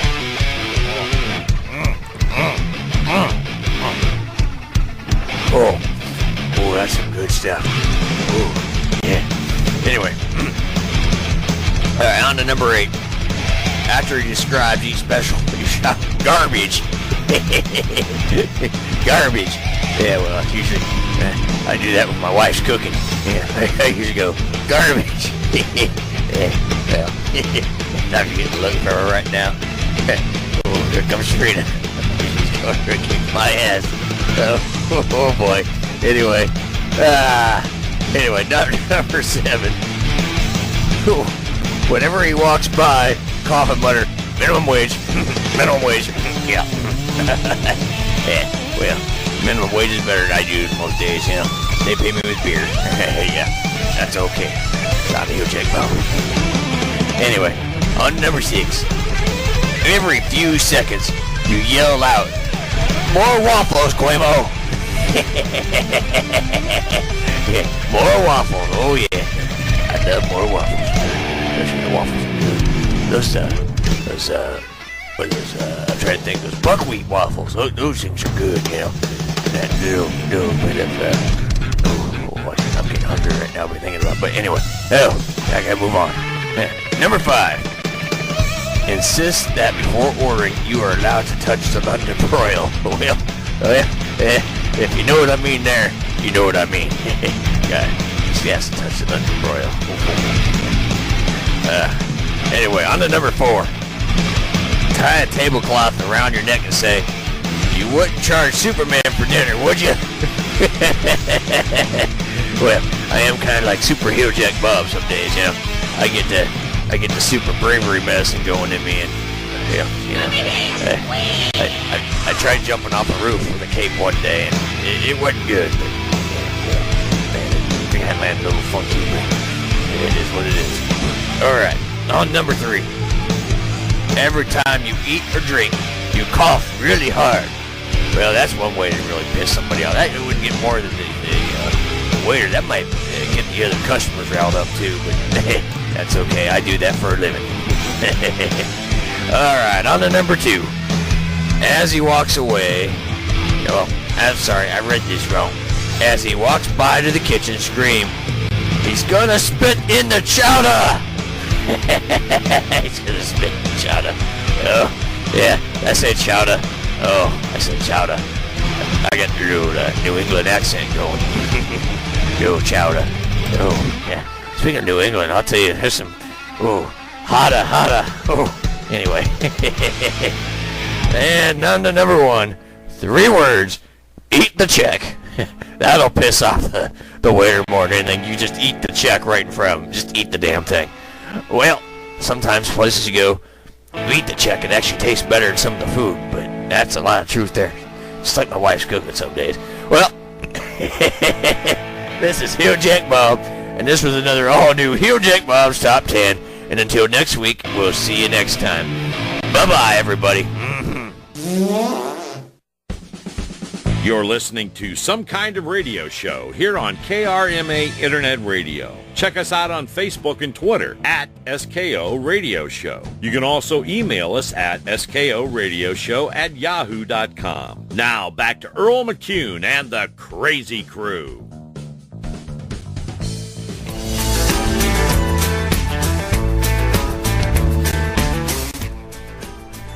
One more time, we're back. Yes, we are. Oh, we're here. At least I am. Oh, stop. I'm here physically. Yes. That I can vouch for. Mentally, I've been locked up in a... Despite all my rage, I'm still just a rat in a cage. Been locked up in that shirt that lets me hug myself mentally for a while. Been hanging out in the Ambrose Asylum. A little bit. Chris tried to put me in it, but I said he didn't have a bag of thumbtacks hidden in an orange bucket, did he? Yeah, in a 5-gallon bucket. Really. And it couldn't happen to a nicer guy. Oh, the Ascalon himself. Fantastic match. It was a fantastic fight. Yeah. I really do appreciate how they went extreme. They did go extreme, and people were complaining about how it wasn't extreme enough. Hey, we want to take a second right now, though, to tell you about our FedEx contest. So we're gonna play you this nice little clip. Go, Johnny, go. Smallbusinessgrant.fedex.com has a small business grant contest, and this is a great way for you to help KRMA Radio LLC become the better station you want it to be. We want to give you the best, so give us a hand and vote for us on the Small Business Grant contest at smallbusinessgrant.fedex.com. You can vote every 24 hours, and you vote via Facebook. Very simple, just a couple clicks. Go to the website and type in KRMA Radio LLC in the search, and the rest is history.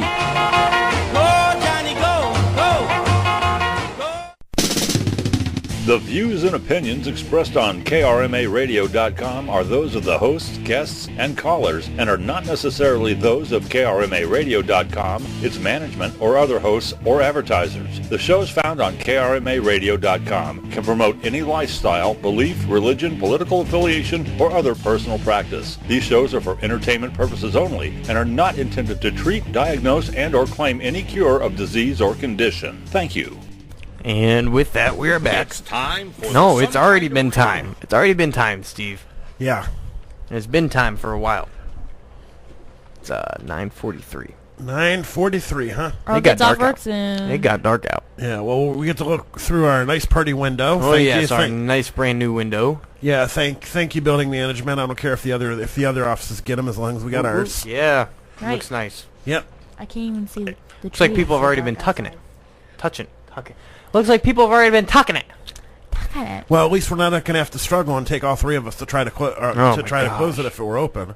Yeah. I mean, we're running the AC tonight because it's tad warm since we're on the top floor. Yeah, I'm cold, so...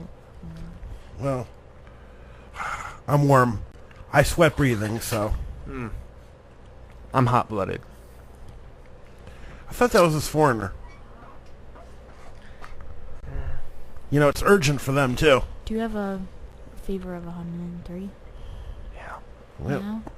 I should think you probably be go to the laying- doctor. laying down. Probably go to the doctor for that one. Hey, it's my pants. Yes. Yeah, My put 'em back pants are on, over there. man. My pants. Why would I put on those pants?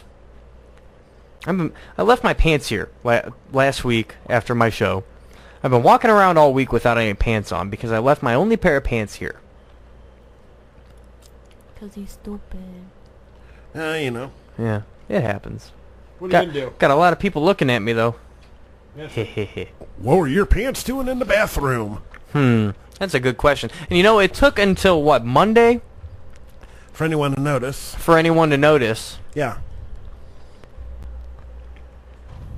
Yeah, it was like Monday or Tuesday before anyone actually noticed it. There was just an extra pair of pants. We were out of a lot of supplies, but we had pants by golly. That's why Alistair pooped in your front pocket. Yes, Yeah. He pooped in my front pocket, Left and you then he gifts. folded them. Yep, left you a little gift. Oh, yeah. At least I had... What? A little pocket prize. What did Earl say? Earl, Why what are we did going you to do with that? you?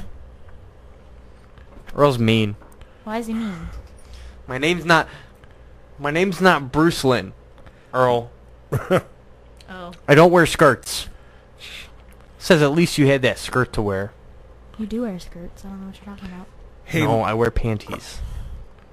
Hey, up until a few years ago, the normal gig I have during the day, right now I have to wear black slacks and I got to wear a green shirt that looks like baby poop or even looks worse than an old army green from like the 60s. Perfect. So I'm going to fight Charlie. Yeah, I can.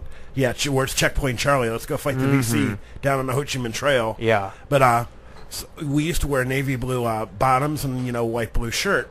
Well, it used to be under the old uniform code that the women were allowed to wear skirts. And men had to wear long pants, and we're not allowed to wear shorts because we have places we go into that require long pants. So for a while, we had guys that were wearing skirts because the girls' dress code. You can't say a girl can wear a skirt, but a guy can't. Right.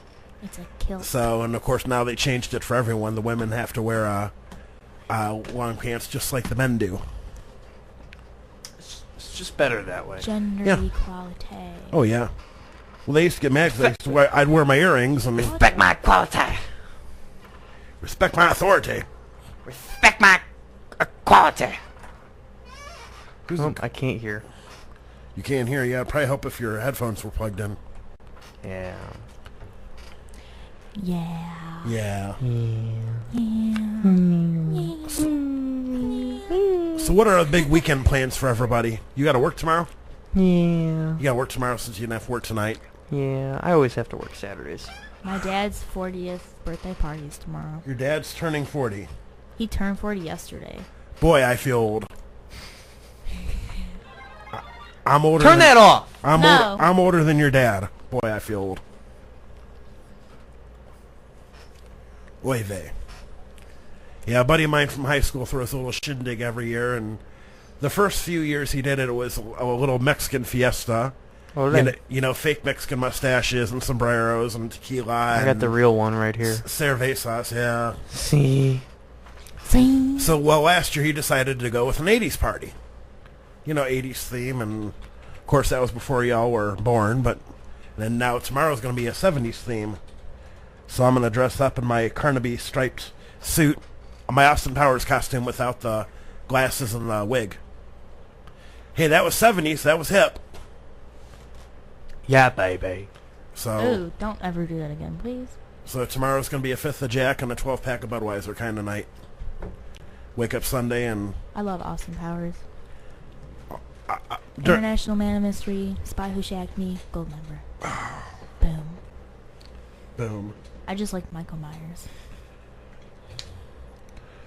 He's a great actor. He is. I especially liked him in Cat in the Hat. Yeah, they say that was the movie that pretty much did him in. Yet Sky likes that movie. I love that movie. Well, you remember the last Austin Powers when he was Gold Member? Yeah.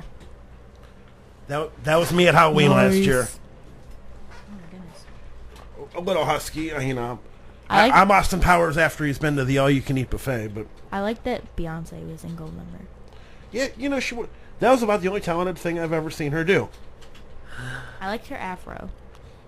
She was Foxy Cleopatra. It's young thing. Cleopatra. My son of a gun, I don't have any pictures from, Stop it. I'm kill you. Will you? Will you really? Yes, I will.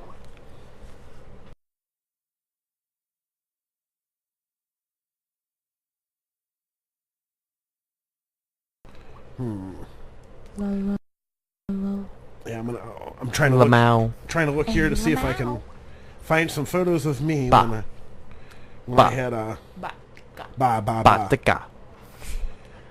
Batka. Oh no! Oh no! I broke it. Oh, here we go. Anyways, hey, this is getting close here to 10 o'clock in the evening. How are the Indians doing tonight? Let's look. Let's go to that website. That's a good one. Yeah. I wore this costume 8 years in a row in Kent for Halloween. Batka. And from the second year on, people wanted a picture with me, just because I was, it's a legitimate costume, and for what it costs, it had been legitimate. Yeah. I wore it 8 years in a row. I'd wash it every year, and I ended up selling it for the same price I bought it. Nice. And then I would tell people, dude, can I get a picture? Hey, because my birthday's the day before Halloween. Right. Dude, I need some beer money. I want to drink tonight. So can you? People would throw me $1, $2, $3, $5 or whatever. Here, dude, happy birthday. Go grab yourself Indians something. won 6-1. Uh-oh. This better not be Earl. Oh, God. All right. Here we go. You're live on the air with some kind of radio show.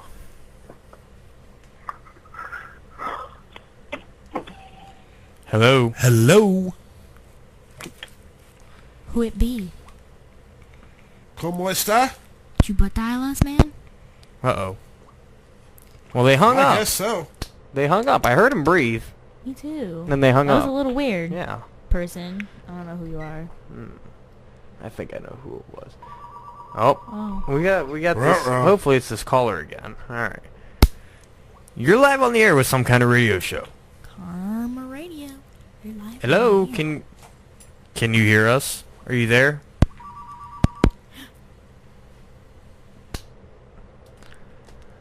Alright, well, that's weird. That's weird. You gotta Fine do calls. it like Deb next time. Karma Radio. Karma Radio. You're live on the air. I guess they don't want to talk. Salute You know, to that's Deb. you know, once you get older, that's the perfect way to get bill collectors off your butt. Because when I have strange numbers that call me and I don't know who they are, I answer my cell phone. Karma Radio, you're live on the air. Go ahead, please. Trump headquarters. That's fine. Make America great again. That's why he's banning pre-shredded cheese. He wants to make America great again. He should just ban all cheese now. That would be someone you could really get behind. Yeah. Look. All right, one more try. I want to say it. Hold on. Karma Radio, you're live on the air. Hello. Oh, I swear. Wow. Hello. Hello. Hello. Nope. Hello. Strike 3, you're out. Next caller. Next caller. Next caller. Do I gotta go get another candy bar to give away? Probably. That might help. All right, we'll try again in a little bit here. The 10th caller gets to win this fake $1 bill. Yep, the 10th caller will give away. They can have that Give one. you a pack of gum. Yeah. We have a lot. We got a lot of gum to give away. We'll give you a pack of gum, see? Yeah. Just call us and tell us the answer to this question. How much wood could the woodchuck chuck if the woodchuck could chuck what? Can you say that again, please? How much wood could a woodchuck chuck if the woodchuck could chuck what? Yeah. Okay. Now, See? here's a movie we need to salute Her. since there's a new one out. Yeah. We'll go back to the original teenage. How about the original Teenage Mutant Ninja Turtles? We go early 90s. Oh yeah, the original one. The original. I'm not like. Not the most recent one. I'm talking the original when they tried bringing the live action one out and had, like Vanilla Ice and right and all that. So like it explained the whole formation of them. Like here's a little trivia for you. We knew obviously all 4 turtles: Raphael, Michelangelo, Leonardo, Donatello. Yep. Right. And there's Shredder and Splinter. Shredder's the evil bad guy. Bebop and Rocksteady. Yeah. Are his 2 little numbskulls. Let's try this one more Let's- time. Let me try this. Karma Radio, you're live on the air. How's it going? Going good. All right. Let's see if we can work this out here. All right. How you doing today? Doing good. I'm showing the same enthusiasm level as you guys, Oh, thanks, Troy. Hey, we're trying here. Yeah. I told Earl that you guys should do some shots before you went on. It'd be a lot more fun. Yeah. Well. Why That not? would be illegal for Can't. two I don't of drink us? when I've been up since 2:30 in the morning. Well, just a couple shots to lighten you guys up. No big deal. A couple of shots will put me to sleep for his. I'll take a couple of shots of water. Well, how about some crystal meth then? Perfect. No. I don't do You drugs. supply. Something. So anyway. You supply. We have the demand. I got nothing funny today. Well, I do have a funny story. All right. Let's hear it. Well, no, I'll tell you in a second. All right.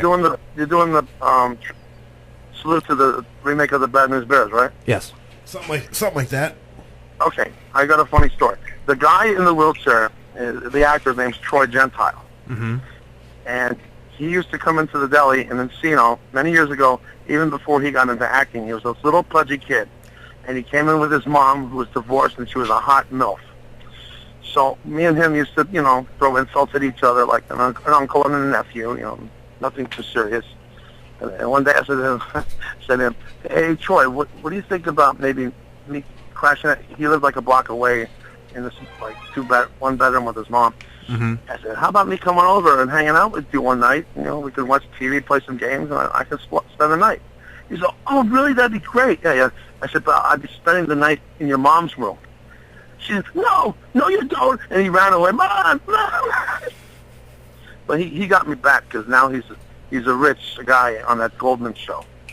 Oh, I've heard of the Goldmans.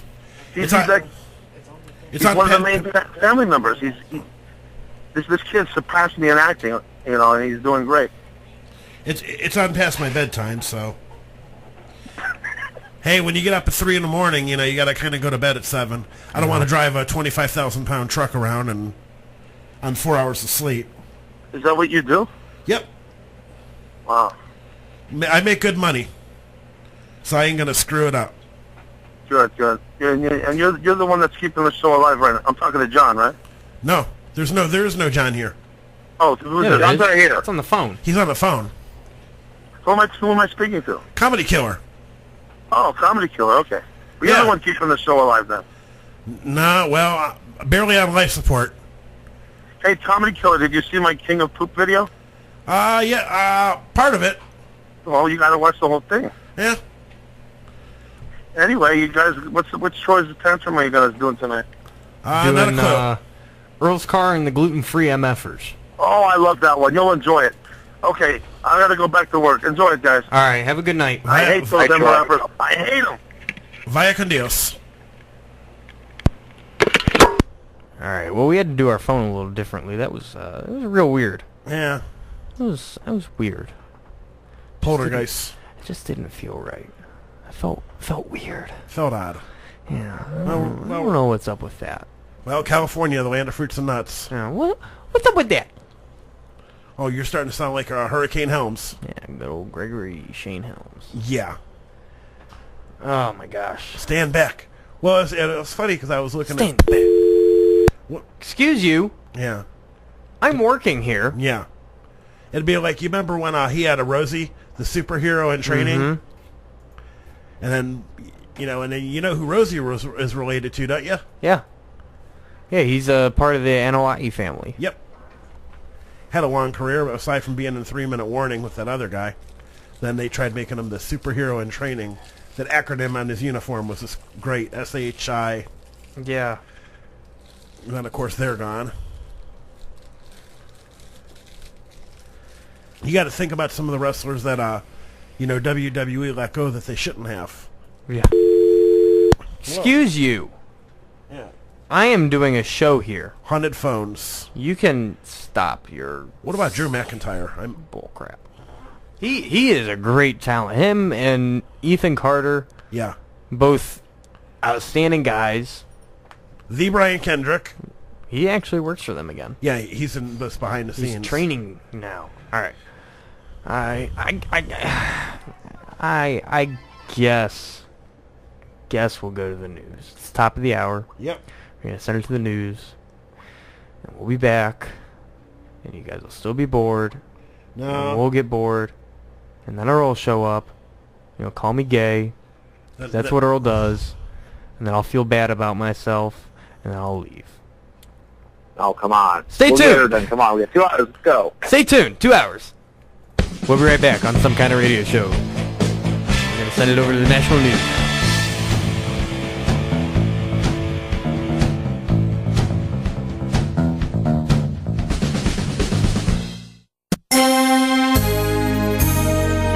From Washington, this is VOA News.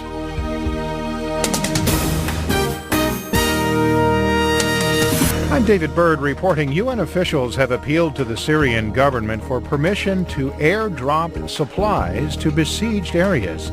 The UN Security Council held an emergency closed-door meeting Friday to hear briefings about the blockage of humanitarian aid in Syria. France's ambassador to the UN said afterwards that the UN will ask Damascus to authorize humanitarian airdrops. Britain's UN ambassador, Matthew Rycroft, said the equation is a simple one. Syria needs to lift its sieges. Every siege must end. Every besieged area must get land access. If for whatever reason they're not prepared to do that, then there will be air access. Syria's UN ambassador Bashar Jafari dismissed claims by some council members that the government is hindering deliveries to certain areas. The International Syria Support Group, a coalition of world powers, had called for the World Food Program to unilaterally deliver food to besieged Syrians starting June 1st if access wasn't granted by the Syrian government. Meanwhile, the U.S. military says a cargo plane dropped light weapons Thursday to rebels besieged by the Islamic State terror group in the northern Syrian town of Morea. On Friday, Colonel Pat Ryder, a spokesman for the U.S. Central Command, declined to provide details about the resupply mission. He did say that the U.S. provides weapons and ammunition to Syrian Arab counter-Islamic State forces as they make progress. U.S. warplanes have also launched several airstrikes on Islamic State positions in the countryside north of the city of Aleppo in an effort to help Morea's defenders repel a concerted and weeks-long effort by Islamic State to seize the town. This is VOA News. U.S. Secretary of State John Kerry said Friday that both Israel and the Palestinians need to take immediate steps to demonstrate the will toward a lasting peace, and solution. Speaking after a day-long conference on the Middle East in Paris, Kerry said steps need to be taken on the ground to make a difference. He said an outside solution could not be imposed on the two parties. Ministers from more than 20 countries that gathered in Paris welcomed France's offer to coordinate and work on the prospect of convening an international conference by the end of the year. However, neither Israel nor the Palestinians attended the Paris conference. A jury in Minnesota has found 3 Somali Americans guilty on all charges of conspiring to provide material support to the Islamic State militant group. U.S. federal prosecutors had accused Mohammed Farah, Guled Omar, and Abdirrahman Daoud, all in their early 20s, of planning to travel to Syria to fight for Islamic State. The men were also found guilty of conspiracy to commit murder overseas, a charge that carries the possibility of life in prison. The defendants, who will be sentenced at a later date, showed little emotion when they heard the verdict. 10 refugee athletes from Africa and the Middle East will compete as a team in the upcoming 2016 Olympic Games in Rio de Janeiro. International Olympic Committee President Thomas Bach announced the choices for the first refugee Olympic team at the close of a 3-day IOC board meeting in Lausanne, Switzerland. Bach said Olympic officials are hopeful that the refugee team will represent displaced people from across the world. And it can send a signal to the international community that refugees are our fellow human beings and are an enrichment to society. With no country to represent, the refugee team will march under the Olympic flag. The U.S. economy added only 38,000 jobs last month, its lowest number in more than 5 years. The unemployment rate declined by 0.3% to 4.7%, but much of that decline in joblessness was due to the survey's finding by the Department of Labor that hundreds of thousands of unemployed people have now stopped looking for work. And American boxing legend Muhammad Ali has spent the second day in a row in a hospital fighting a respiratory infection. The Associated Press reports that people familiar with his condition say he may be battling more serious problems that are concerning to family members. For more on these stories, please log on to our website, voanews.com. I'm David Byrd in Washington. That's the latest world news from VOA. Small business is the heart and soul of America, and you can help small businesses turn dreams into reality.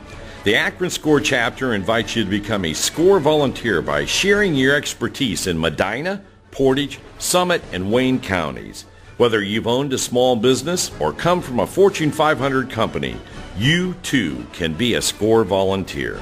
Provide face-to-face, online, or phone mentoring, or lead workshops and seminars for business owners with SCORE's flexible scheduling and volunteer support.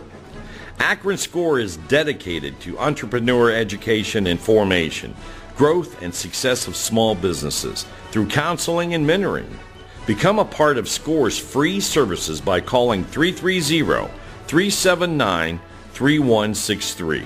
That's 330-379-3163, or visit www.akron.score.org.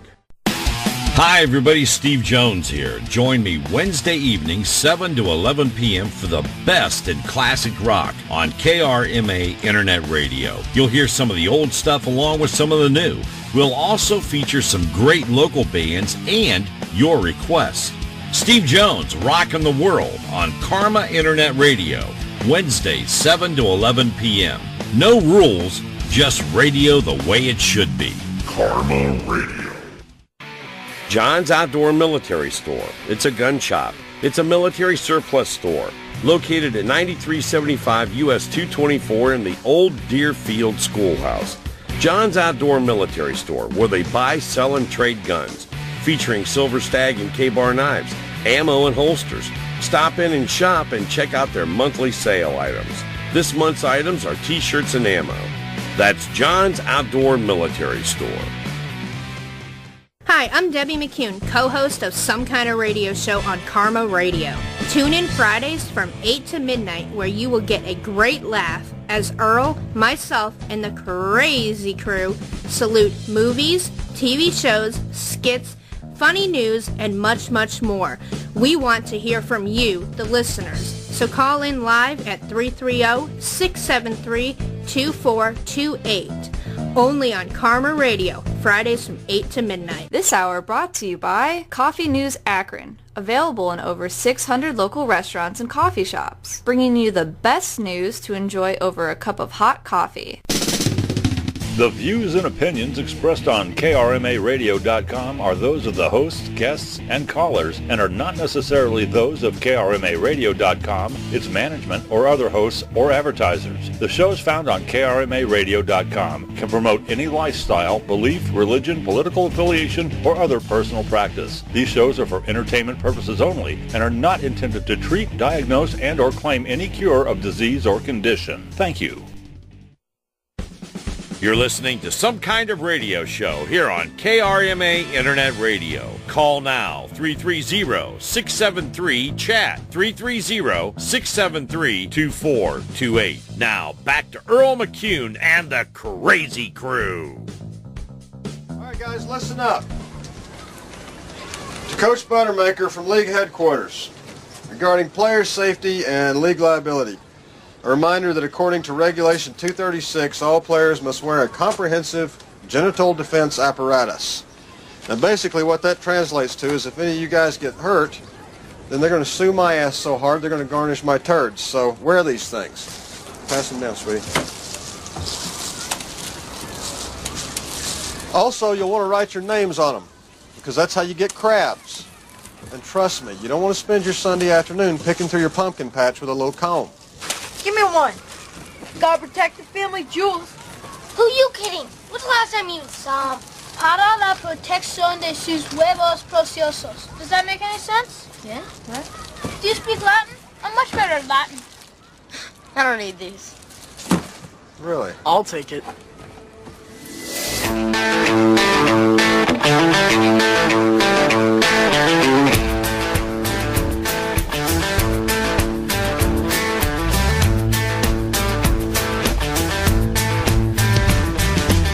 Scores hot tub party.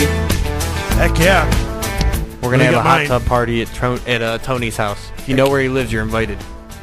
Heck yeah, That could be a BYOB. lot of people. Well, I remember when I was in college, I was renting a duplex up by campus, and the guys that lived on the corner right next to us used to always, they would have hot tub parties because, around here you can find places that'll rent them. Right. They'll deliver them, set them up, they plug them in, and they'd rent a couple of them, and, we'd go out to the bar, stay till close, come back home, and it's like 2:30, and they're still out there partying, and bring some beer, carry out some beer from the bar, and come back and, hang out with them till 5, 6 in the morning. Yeah, that's cool. Yay! Now, of course, the hot So tub... happy. So happy. The hot Earl's tub... on his way. Earl's on his way. With a hot Yay! tub. With a hot tub. Go home. No, don't go home, Hot Earl. tub. Yeah, he's bringing a hot tub. Hot tub. I was looking on a certain department store's website, like the biggest department store chain in the country. They don't need a name. And, because I had to order, trying to find It's the blue one. The blue one, yeah. That's got the people of, site where money, you see live all the strange better. people.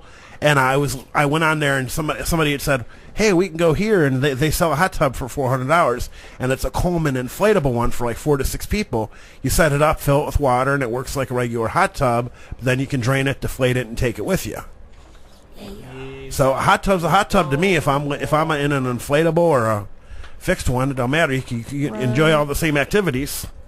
Yeah, go to shop by department. All departments. And you got to go to outdoor. Outdoor, like, and then Home furniture and patio. you probably patio.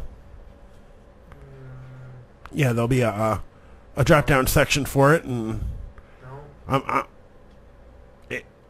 it worked. It came up on my app, so. Hold on.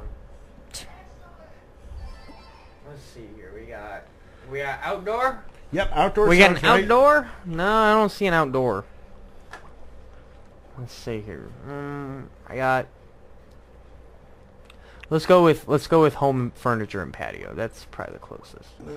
And we got. Let me go back to my app. Say patio and garden. This is, let's see here.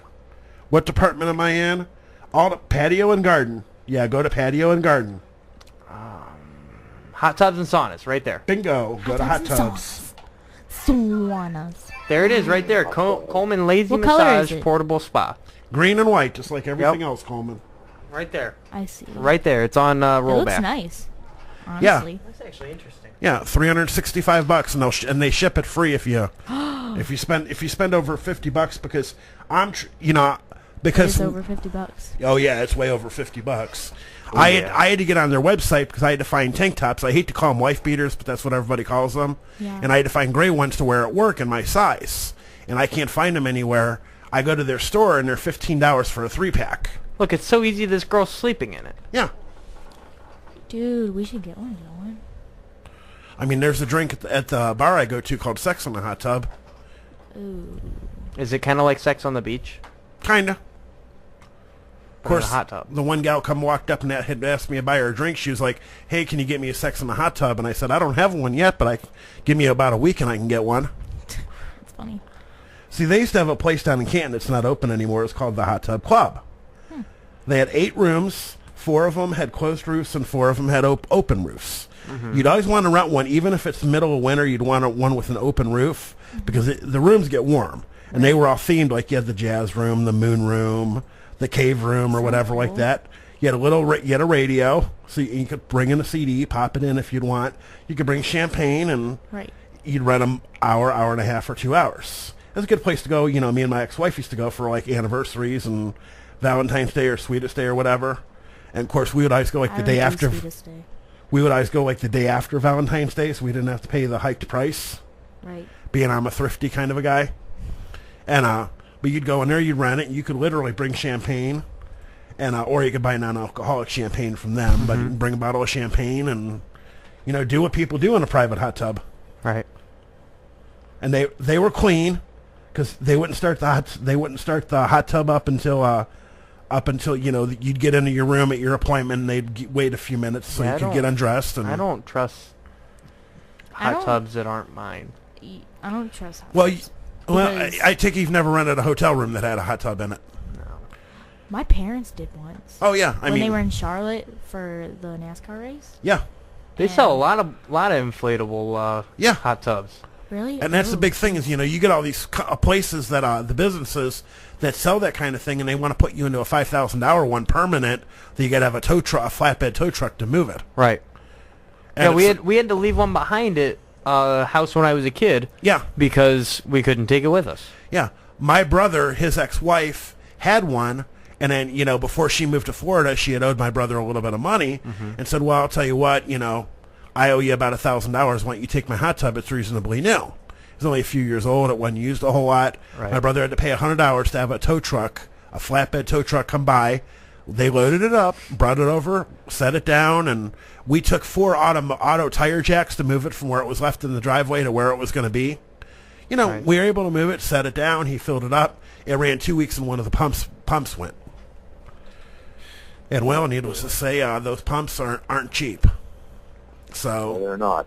You get a $400 little inflatable jobber, and I'm in my backyard. I know my neighbor to the back of me. I see him all the time. So it's no biggie. The old timer that lives next to me, and I got a privacy fence between me and him. The guy that's the guy on the other side of me, heck, I've seen him once or twice in the 10 years I've been in my house. Then 2 houses down, they've got a privacy fence. So, but I think that was probably because their daughter, when she was living there at the time, they had one of those little inflatable pools that you would buy from there, a swimming pool. Right. And, of course, she's in there plopping around with, her cousins or, siblings or whatnot, plopping around. Well, she just decided, well, I'm in my backyard. Nobody's going to see me. I'm butt naked. Goes, plops up out, and she turns, looks at me, and I looked at her, and I was just like, Nice. well, since then they put up a privacy fence, and got to realize, your neighbors are home. Yeah. Right. I think I embarrassed her by giving her 2 thumbs up. Well, one for each. Yeah. Kind of like Hilljack Bob. Yep. Giving Yeah. them $2 for each. Oh, jeez. So anyway, what's going on with the Indians tonight? You never They told won. me, Johnny. Indians, are they playing baseball tonight? They won. Yeah, I told you they were. I didn't pay attention. 6-1 they won. 6-1. Fantastic. Jeez. Yeah. So how far above 500 are they now? What's that? How far? Let's see. Let's go How to far above standings. 500 are they now? They're 29 and much. 24. They're a half Yeah. game out of first. That's pretty good. That's pretty. They weren't expected to do much this year. Nope. And of course, of all teams to be the best in baseball right now are the Chicago Cubs. Yeah. I mean, my Braves are 16 and 37. And you're proud. Yeah. Yeah, you know. The Cubs will fold eventually. Yeah, well, who knows? I mean, you look last year. I mean, it was whoever thought the Mets would have got to the World Series. But hey, and then of course the Mets went and the Royals lost. Right. Let's see, my Braves are only. Hey, we're in the bottom. We're in the bottom of the wild card race. We're only 13 games out of a wild card spot. It's always good to have goals, huh? I guess. Yeah, and it's only June 2nd. Yep. Yeah, it's still early. It's June 30th. I'm just a little mad. I'm a tennis fan, and the French Open's going on right now, and my boy Rafa Nadal had to withdraw, and this is his event. He'd always win, and had to withdraw. Yep. And you got to think, over the years, tennis-wise, Roger Federer is pretty much on his way out to retire, and we got Novak Djokovic, Andy Murray. He wins a lot, but he doesn't win any majors. And then even you got Goff.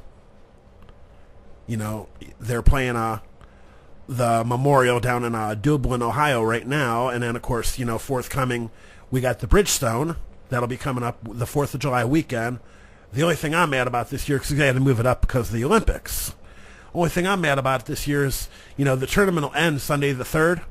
Usually that Monday after, because Bridgestone's one of my accounts, I get to go play at Firestone Country Club. Guess what I don't get to do this year because it's on the 4th. Yep. I don't get to go play there this year. Ooh. Well, being in Akron, Ohio, it's, you got to know somebody that knows somebody that knows somebody that knows somebody to be able to play at Firestone South.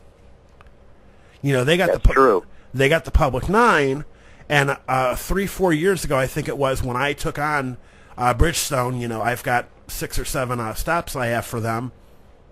They offered to my boss, he doesn't play golf. So I said, well, I'll play in his spot. So I'd have to bust my fanny to get done by 1, had a 2 o'clock tee time, and I'd go to work the next day on 4 or 5 hours of sleep to golf 18. And we do it like men. We walk the course. You don't. No carts. No, you don't cart. No carts.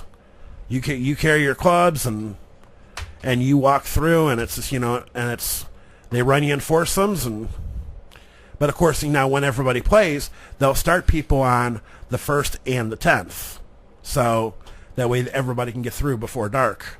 Oh, I know her. She's one of our newest staff members, Maggie Flynn. She was on last night, right? Mm-hmm. Thursday nights, and I know she's playing the best of the 50s, 60s, and 70s. Yep. Yeah, and we certainly welcome her to the staff. Oh, absolutely.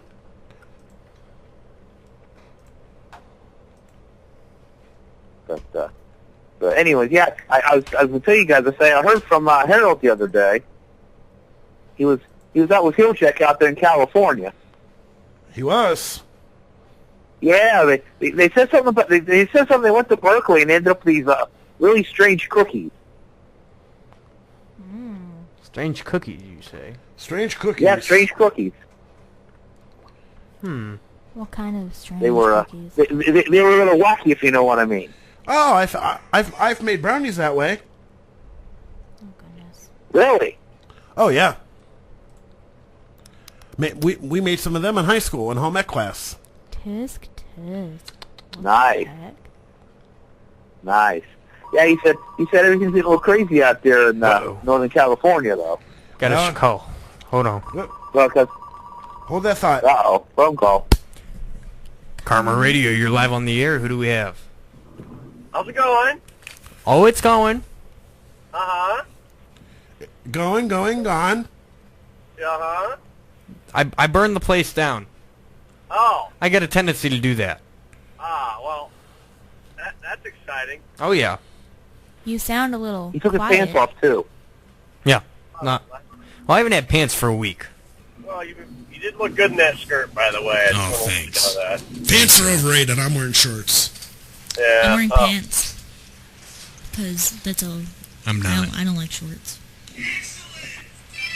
What? Excellent. You know, here's a movie we got to salute there, Earl. What's that? Bill and Ted. Oh, yeah, definitely. We'll hit that. Forthcoming, since they're going to make a third one, and it's going to have Keanu Reeves and I don't know who the other dude was. What the hell was his name? I don't remember him doing much after Bill and Ted. Yeah, I can't. I can't. So Anthony Michael Hall? No. No, the guy did Bill and Ted with Keanu Reeves. Yeah, and Alex Winter. Okay, that's right. Alex Winters, that's right. Yeah. And then I was telling T.J. Dillon, the movie you got to do on July 1st, since Monday's the 4th. How about Born on the 4th of July? Not a bad movie. One of Tom Cruise's more serious ones, but it was good. Yeah, I haven't seen that in a long time either. Now, I remember what's funny is after my parents divorced, my dad would come get us on Sundays. We'd usually go see a movie and go get something to eat. That was kind of our thing. Mm-hmm. And my dad, being a Vietnam vet, always liked to go see all the war movies. And then before we would start going to see movies, and that would be when I got to see Apocalypse Now and all of those. Right. So anything that was related to the Vietnam War, we went and saw. Right. So, Born on the 4th of July, and here because Tom Cruise, kind of, that was different for what he was doing. He did Top Gun, he did Days of Thunder. I love Top Gun. He did Risky Business. He did, Eyes Wide Shut, that's a good movie. And then, he does Born on the 4th of July, and then I'm trying to think of the one that had Sean Penn in it. Or was that one, or was Sean Penn in that one too? I don't remember. I don't remember, but I figure since y'all did Independence Day a year ago, right, tried to do a 4th of July kind of theme. Yeah. Oh, yeah, I like the idea. Definitely. So, food for thought. Oh, yeah, you always got to think ahead. Someone say food? Food, yeah. Someone say food. Good. In fact, I'm thinking of a food right now, but... Yeah. I'll stop and get grub on the way home. I just, came out and it was it's been one of those days thus far. I think I walked 15 miles today with my job. That's a little bit of work. Well, imagine having to, having places you go every other week. Imagine having to go every single account you service in one day. Oh, God. And that's all I had to do is walk into accounts, open up machines, grab what we recalled, and... Yeah. And, walk out. And I thought I wasn't going to get done till 3 or 4, but, hustled and I had 4 monsters. That probably kind of helped. Well, yeah, I'm sure you had those going, full IVs, I'm sure, Yeah, pretty much. And I'm on number 5 right now, and, I've got one more sitting in the fridge. Oh, boy. Won't need an enema tonight. No, what? And it's going to be funny, too, is, I'm going to get home. I'll probably get to bed about 2 in the morning. I'm going to turn around and get back up at 7. Because I'm thinking about going out to Norwalk tomorrow. Oh, nice. Well, I'm thinking it'll be a flip of a coin, but... Right.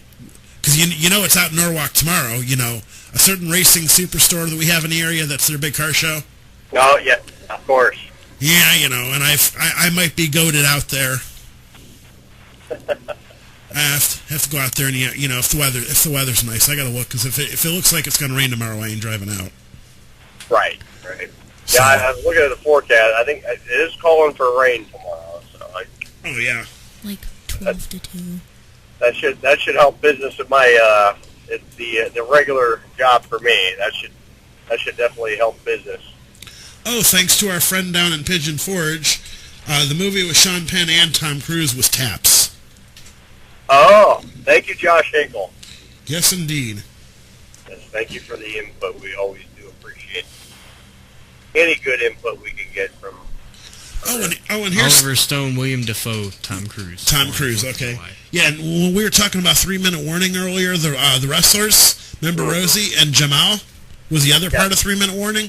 You know who, again, thanks to Josh, you know who Jamal later became? Remember the wrestler Umaga? Yep. Had all the ink all over his face and he never spoke. He's going, Yep. Who later died. Yeah, he died of a heart attack, I think. Yep. Yeah, 3-minute warning was Rosie, because we were talking about him. You know, I remember him being the superhero in training. Right. And then Jamal, I didn't remember who Jamal was, who later became Umaga. Right. A lot of rebranding and repackaging of folks over the years, you know. Oh, yeah. You that's what we were thinking about. We're going to repackage T.J. Dillon and put a big bow on his head. Perfect. Yeah. But, does that come with the gift receipt so I can return or exchange? Yeah, but who would want to take it? So me getting repackaged, does that mean that you're equipping me with a package? Well,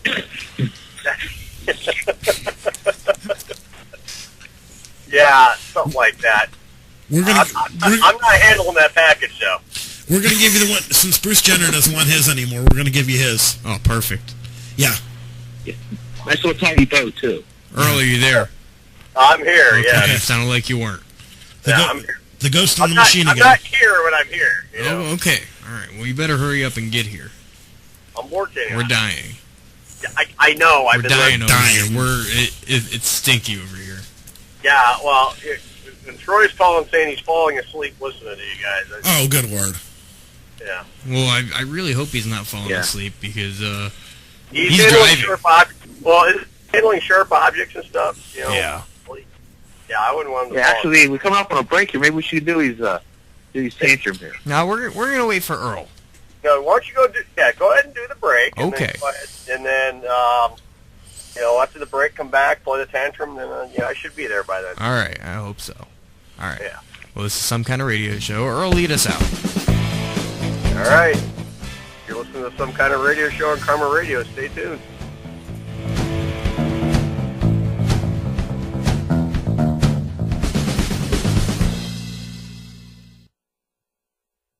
Hi, this is Frank Stams of the Best Stams Sports Show.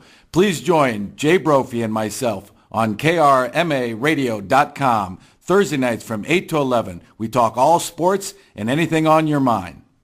Hi, gang. Maggie here from KRMA Radio. If you're like me, you know that college is a big expense for parents and students alike. Often the loans don't even cover tuition, let alone textbooks. That means money out of pocket on expensive textbooks. And luckily, there's a website that lets me save up to 80% off of textbooks that my kids need for school. Textbookly.com is a one-stop shop for the very best prices on the web for textbooks. Give them a try today. I was glad I did. Textbookly, the smarter way to buy. Hi, this is Earl McCune, host of Some Kind of Radio Show here on KRMARadio.com. Tune in Friday nights, 8 p.m. until midnight, as we salute movies, TV shows, have a little bit of comedy. We even have a Hilljack guy that does a top 10. Tune in Friday nights, 8 p.m. till midnight, KRMARadio.com, Some Kind of Radio Show. The views and opinions expressed on KRMARadio.com are those of the hosts, guests, and callers and are not necessarily those of KRMARadio.com, its management, or other hosts or advertisers. The shows found on KRMARadio.com can promote any lifestyle, belief, religion, political affiliation, or other personal practice. These shows are for entertainment purposes only and are not intended to treat, diagnose, and or claim any cure of disease or condition. Thank you. You're listening to Some Kind of Radio Show here on KRMA Internet Radio. Check us out on Facebook and Twitter at SKO Radio Show. You can also email us at SKORadioshow@yahoo.com. Now back to Earl McCune and the Crazy Crew. Hey, Amanda! Your train brought to you, Todd. Go back to Betsy.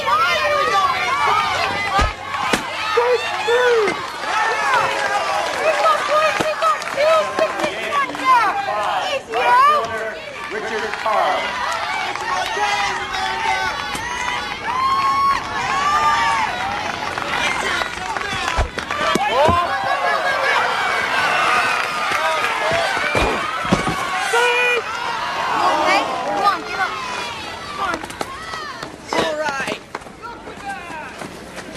You okay, sweetie? That was good. Here's what I'm gonna do, Cracker.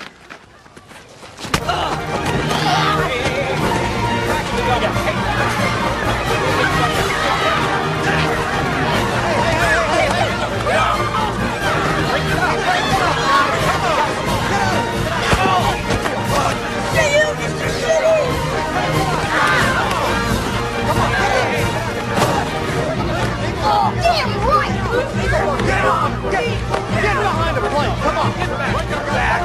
Back on the field. Come on. Back on the field. Hey, Riley, get out.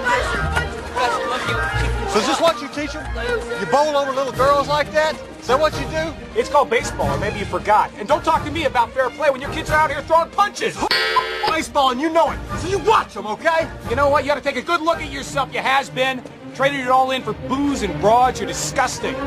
You say? Huh? You can't hear me? Sit Get back to your dugout, you crybaby. Listen to you, crybaby. Get to your dugout. Sorry, Chief. Sorry. Hey, you want to play ball, great nuts? Let's play. All right? Piece of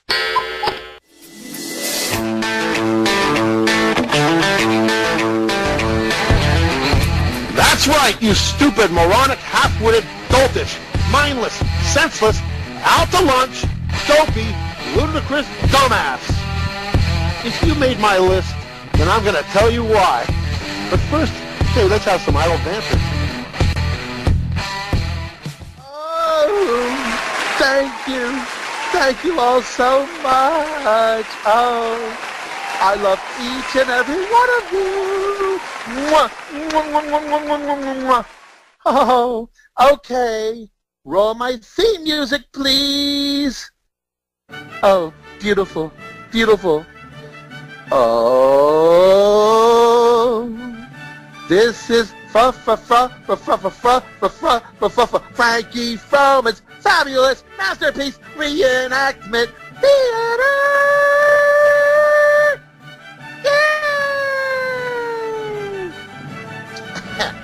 So this one's called Dudes, Where's My Car? So one night a long time ago, Earl was bowling at Colonial Lanes in Akron.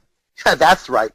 And he was with his bowling league buddies, Steve and Brian, and a few of his other buddies, which what we call in the business as extras. So, of course, everybody was a drinking and a bowling. And now Earl, for some reason, was in a really bad mood that night, and all his buddies were very concerned for him. So now this is the time that I should mention that Earl was driving a little red Ford Festiva, which was so tiny that it looked just like a clown car from the circus. So while Earl was still bowling, Brian, Steve, and the extras guys were all outside having some smokies. Then all of a sudden Steve says, "Okay, guys, may I have your attention, please? You know, guys, Earl's been in a eating dog mood all night long. So before Earl comes outside, let's pull something epic to cheer him up." After all, it's never a perfect night unless we make a good prank on Earl anyways, huh? Right, guys? You know, remember that one time that Brian hid in Earl's back seat with a mask of that scary guy from Scream? and halfway home, he pops out and he goes like, "Let's make a beer run!" And then Earl, screaming like a little girl, and smashed into that telephone pole. Good times, huh? So, look around, guys. Any ideas? So Brian looks around, and then a light bulb goes off over his head. "Hey, guys, I got it. You see those poles that divide the walkway from the parking lot? Well, I bet it would really, really really cheer him up if we all could lift his little car, over the poles and onto the walkway. Oh, so they tried, and oh my gosh, it worked! Oh, he's going to be so pissed off at first. But as usual, he'll appreciate our prankish efforts, and I bet he'll kiss that bad mood goodbye. Huh? So, then Steve and Brian and the extras guys went back to the bowling alley bar and had some more beers while they was waiting for Earl, who was packing up his stuff. So when Earl came and joined them at the bar, you could tell that something was up because everyone was trying hard not to laugh at something, especially the extra guys, because they weren't trained as professionally as, let's say, yours truly. And Earl says, "Okay, what did you guys do?" asked Earl. "What? Nothing. We're just drunk," replied Steve. Yeah, we're just drunk," replied Brian. And the extra guys were only holding back their laughter because if they talked, we'd have to pay them for principal roles rates, yeah? So Earl, he says, "Fine." He said, "Whatever," said, "I'm going home. Later, boys." So Earl proceeded to the parking lot and started looking for his car and started scratching his head. "I could have sworn that I parked it right here," Earl said. Then, all of a sudden, Earl hears a bunch of laughter from behind him, and he turns around and sees all the fellows rolling around on the ground laughing so hard that they was crying. "I knew you guys were up to something. So, dudes, where's my car?" Brian now standing by the walkway poles. "Why, looky over here, Earl." So Earl goes over and sees his car behind the poles in the walkway. "Sweet baby Jesus! How'd you guys do that?" Earl said, laughing. "Oh, it was nothing with that little clown car of yours, Earl's." So they all picked up Earl's little car and they put it back into the parking lot. Look! It worked. Earl's not in a bad mood anymore," says extra number 2. Oh, who quickly put his hands over his mouth because he knew he wasn't supposed to talk. "But I'll deal with him later at my office." Wink, wink. Okay, so that's the end of Frankie Froman's Masterpiece Reenactment Theater. Bye! Toodaloo! Well, that was fabulous! Yeah, Frankie, just fabulous. You know, I think all this attention is getting to Frankie's head. Okay. Hey, Earl, you there? You betcha, Troy. Okay, I'll be there. Well, let's start the tantrum. Okay, Troy, here we go. Hell yeah! Let the tantrum begin!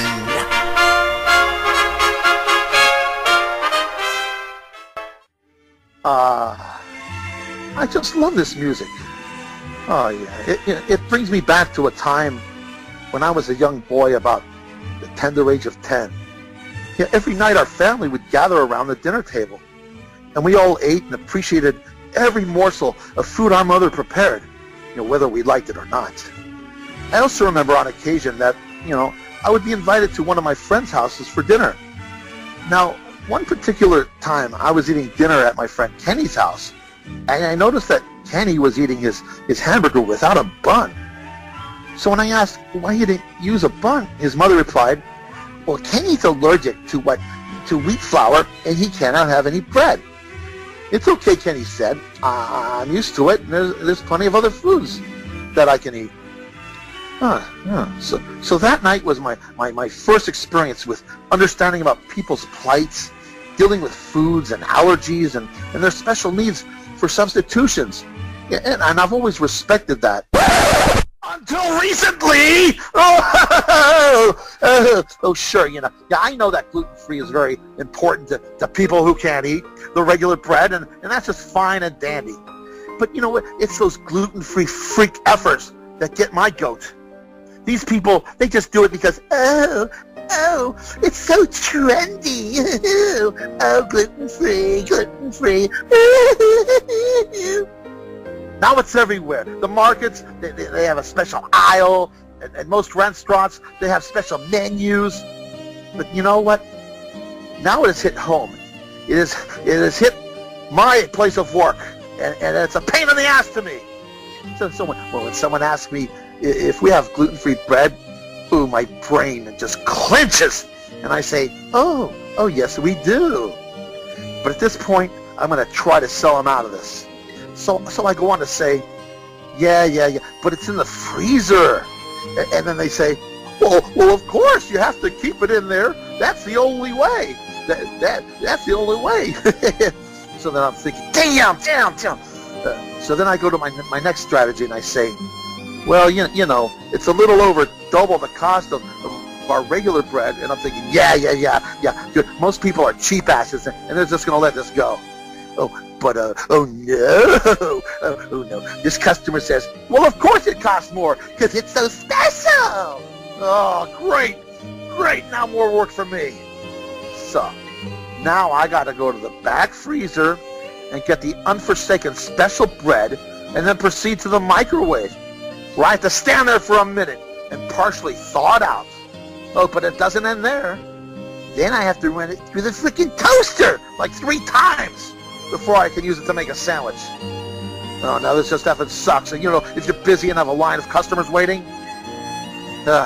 You know, I once tasted this stuff out of curiosity. Well, I thought, it tasted like a cardboard cookie.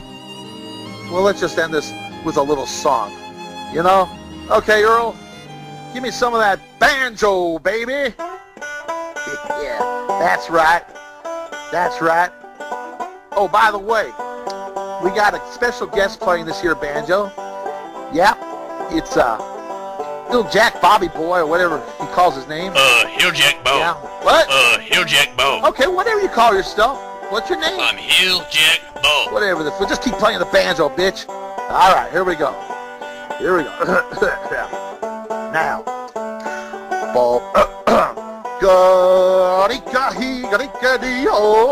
If you don't want your gluten, well, then bring it to me.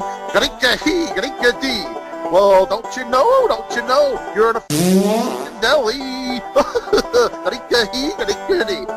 Do you have some gluten-free bread? Well, sure I do, pallets frozen, so let me throw it at your head. Open up your mouth, you bee, and take this pastrami. Okay, now for my solo.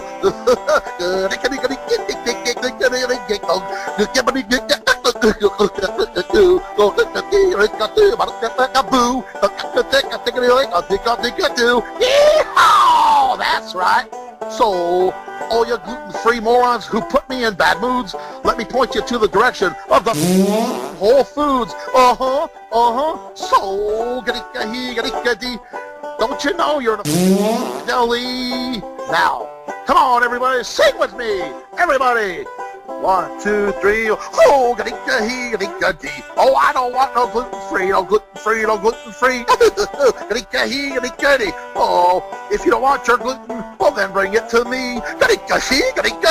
Well, don't you know that you're in a deli? Do you have some gluten-free bread? Well, sure I do, pallets frozen, so let me throw it at your head. Open up your mouth, you bee, and take this pastrami. Now for another little solo. You can try it if you want. 1, 2, 3, 4. Oh, I got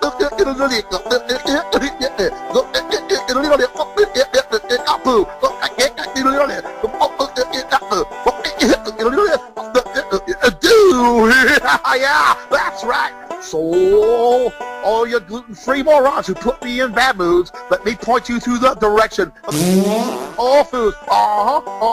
So, don't you know you're deli? Now get out of my face, you lemmings. I'm out of here. I hope you choke on your gluten-free crap. Bye! Yeehaw! You're listening to Some Kind of Radio Show here on KRMA Internet Radio. Check us out on Facebook and Twitter at SKO Radio Show. You can also email us at skoradioshow@yahoo.com. Now back to Earl McCune and the Crazy Crew.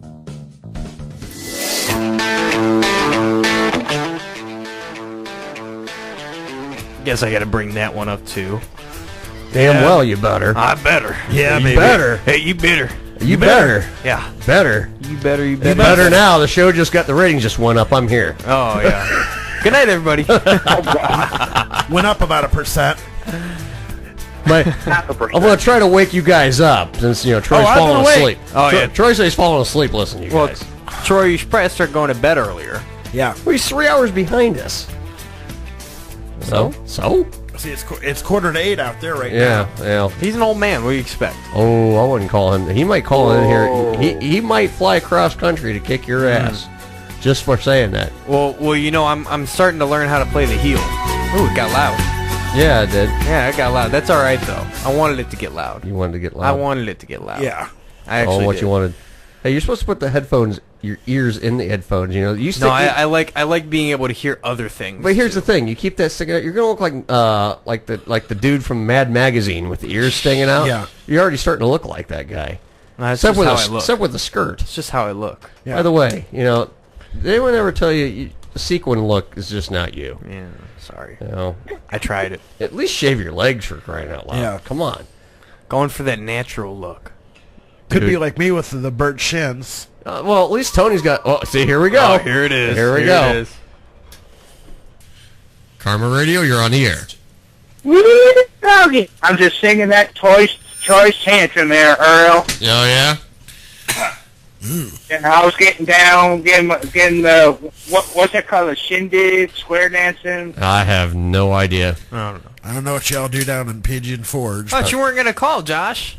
I'm all right. I'm feeling up to it. I took a couple of allergy pills to eat me, but I'm all right. Good. I'll tell you, I've been taking them things all week long. I treat them like meth. No, I've been snorting them. One in each. Coke, my bad. No, you see what you do is you break them up. Right. Then you get the credit card out. Yeah. It's like, ooh. And then my allergies are still there. I don't know, and I start sneezing more. Right. Then I'm like, wait a minute. Oh, you're supposed to take these orally. Yeah, rectally. Not rectally. Rectally. Not nasally. Not nasally. Rectally. Yeah, rectally. They're not. They're not suppositories. It works a lot easier. It does. Well, I don't like the taste of them, so especially after you stick them in your. Yeah. I don't think I like the taste of them either. Well, no. I mean, depends what you're into. No chocolate starfish for me. No, you God, no. imagine working with him. You do, and it's just as bad every No, day. it really is. There's some days we'll get going and just won't stop. Yeah, you should do like a live Live from Rivy. Yeah, live from Rivy. Yeah, here's us. Oh boy. Yeah, it's so. What's going on, Josh? Allergies gonna kind of kick in your butt, huh? Yeah, I haven't had my allergy shots in a few weeks, but I'm going to go back on Tuesday. Yeah. Other than that, I saw a couple movies. Good. What'd you go see? I saw the Angry Birds in 3D. Oh yeah, how was that? It's cute. It's cute. That's the best way to describe it's cute. It's got a lot of ties to the game and all that crap. Yeah. I liked it. I've seen the. Is there a big finger coming down and dragging them back and then going back forward? No, I've seen the cartoon. That they got it on Netflix. I've seen that because my son watches it. There's a cartoon? Oh yeah, Angry Birds cartoon. What? Oh yeah, it's on the Netflix. best part of that movie is that there's like this mind bird, and the bird says like, "Oh my God." They must have been looking at me. And yeah, I saw X-Men Apocalypse too. Oh yeah, cool. I got it. I mean to go see that when I get a chance. It's kind of like Batman versus Superman, like what you were saying, Earl, about how they were clumped together like a long scene into like a short scene and all that crap. Right. But it's good, but it's just everything's so confusing to where, with the Wolverine character coming, like Weapon X this and different scenarios from the comic book, just so fast. Right. Yeah, I think the only thing different is Marvel's figured out how to do those type of movies. DC's still trying to figure it out. Yeah, but overall, it's a great movie. You have to stay at the end though, to watch. There's something at the end. I'm I'm going to see it. I'm probably going to go see it here in the next couple of weeks when I get some free time. Whenever the hell I find that. I want to see Ninja Turtles here next week. Yeah, I want to see that too. I saw the first one. I actually enjoyed the first one. It's got the Celtic Warrior in it. Yeah. Seamus. Yeah. Seamus. He plays Rocksteady. Seamus. Yeah. Well, and here's a little trick. Would you like your tea dark or milky? Oh, sorry. That one went over your head there a little bit. No. It's a Santino reference. Yeah. Here's some trivia for you. If you remember the Mutant Ninja Turtles, right? Of course. Remember the original in the early '90s when they did the three of them? Yep. Now, of course, we know all four turtle names, right? Mm-hmm. Yep. Leonardo, Donatello, Michelangelo, Raphael. Right. And then, of course, there's Bebop, Rocksteady, Shredder, and Splinter. Right. Splinter being the master of the turtles, Shredder being the master of Bebop and Rocksteady. Right. Yep. What were their two original names? That I don't know. That I do not know. Because they were known as other names until they took their Right. Yeah. character names. Yeah. They were. Because they were two dudes, and they turned into. Shredder has his get up on, and the Right. Splinter got turned into a rat somehow. Right. Yeah, I know. Hamato Yoshi was Splinter. Right. Yep. Yamato Yoshi was Splinter. I always remembered that. And the Shredder was Oroku Saki. Orokusaki. Yep. Right. Ding, ding, ding, ding, ding. Oh, okay. I'm going to send you a pack of gum now. A pack of gum. Hey, you want some gum? I pulled it out of the vending machine. Nice. Yeah, you got a little bit there, don't you? You guys aren't snorting this, are you? No. What the hell? Those aren't suppositories either. I don't chew gum unless it's got nicotine in it. Those aren't suppositories either. That's I mean, why my farts are all bubbly. Yeah, put the Orbit in there. It'll make you orbit all right. Yeah. Yeah. Or that extra's got something extra in it. Yeah, I've let a lot of extra stuff lately. There's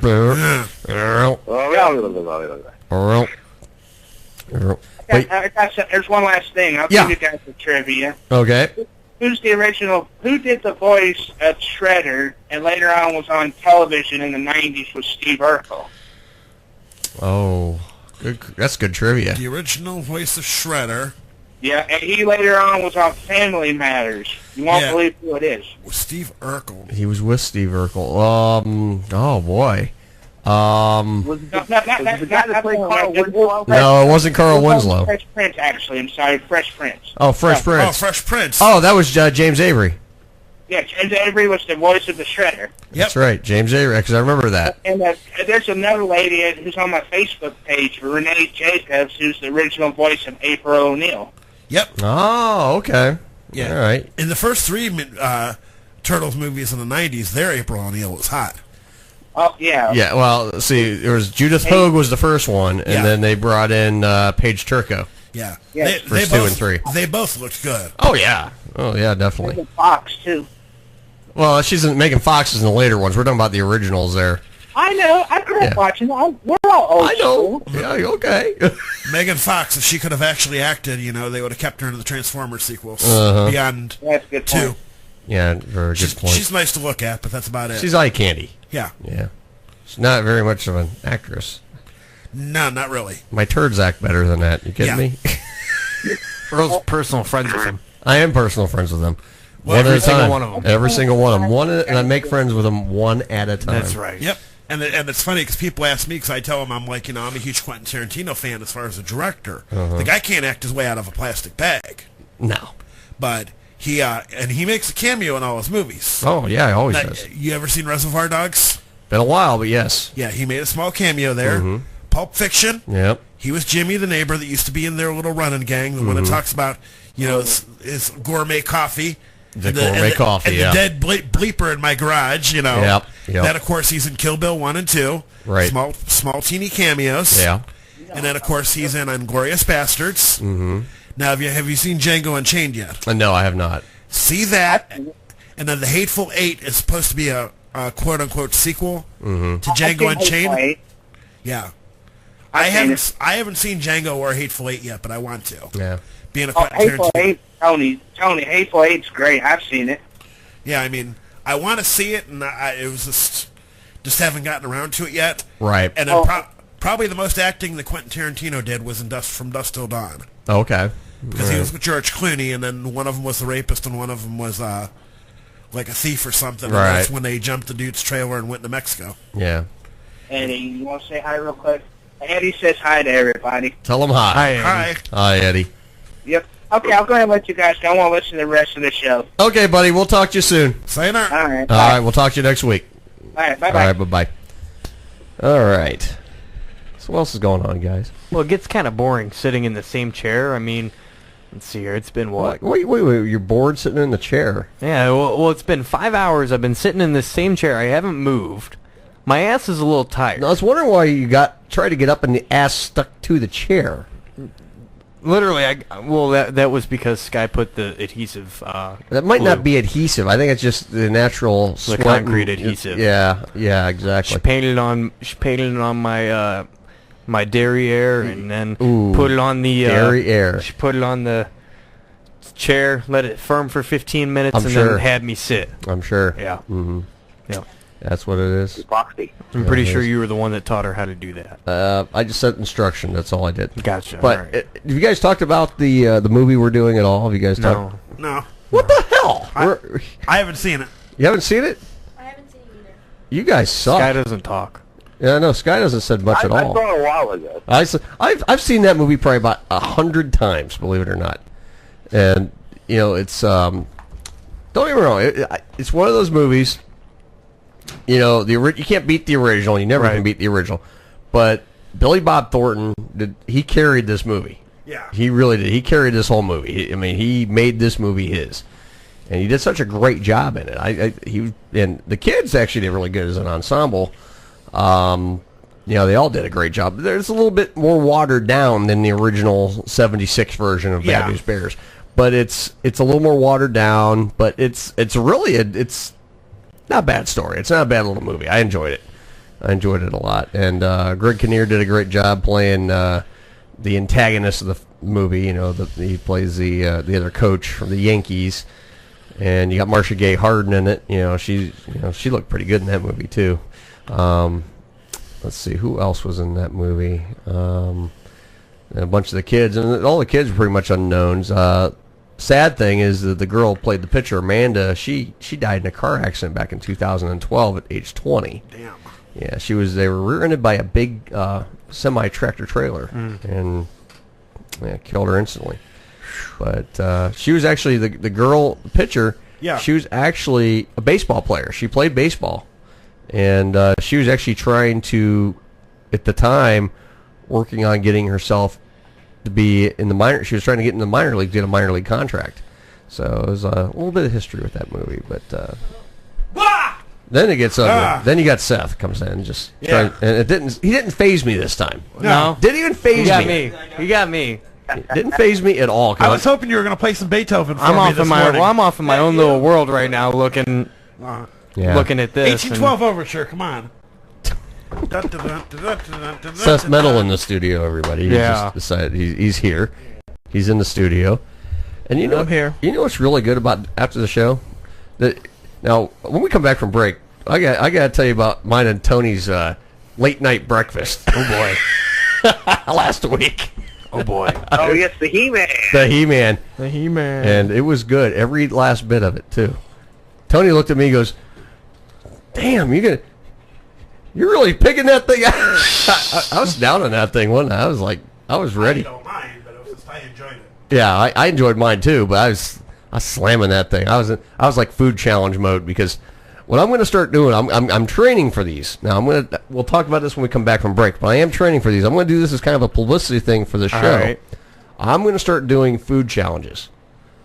Oh. And I want us to do it, and we'll do the videos, Right. and we'll basically, it's a thing to promote the show and the station, me going out and doing these food challenges. We'll get you a Scores slop shirt. How many? Copycat. Yeah, but you know what? I'm going to do it for the station and for me, you know, and Okay. because I want to do it. I'm not. Don't get me wrong. I'm not going to imitate our buddy Let's Randy go. and pose and all that. I'm just Right. going to do my thing, and we're gonna do it to promote the radio show. And I think it'd be kind of a fun thing. I'm not going to understand, buddy. Oh yeah, and I've been talking with Randy about over the last few months about how to train for these. And plus, he did that really good how to train for a food challenge video not very long ago, and I watched that. That's some good training stuff there. How to good training yeah. troops. Yeah. I'm gonna drain it. How do you get like 4 pounds of vegetables, you cook Yeah. those up, eat that, put some eggs in it, whatever. And then you eat like 5 pounds of watermelon. And then drink a Holy- big... Yeah.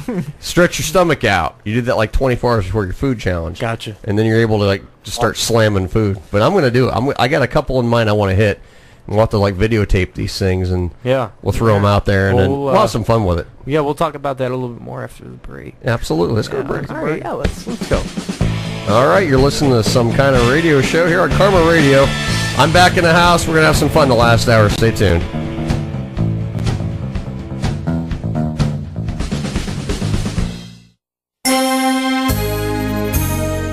From Washington, this is VOA News.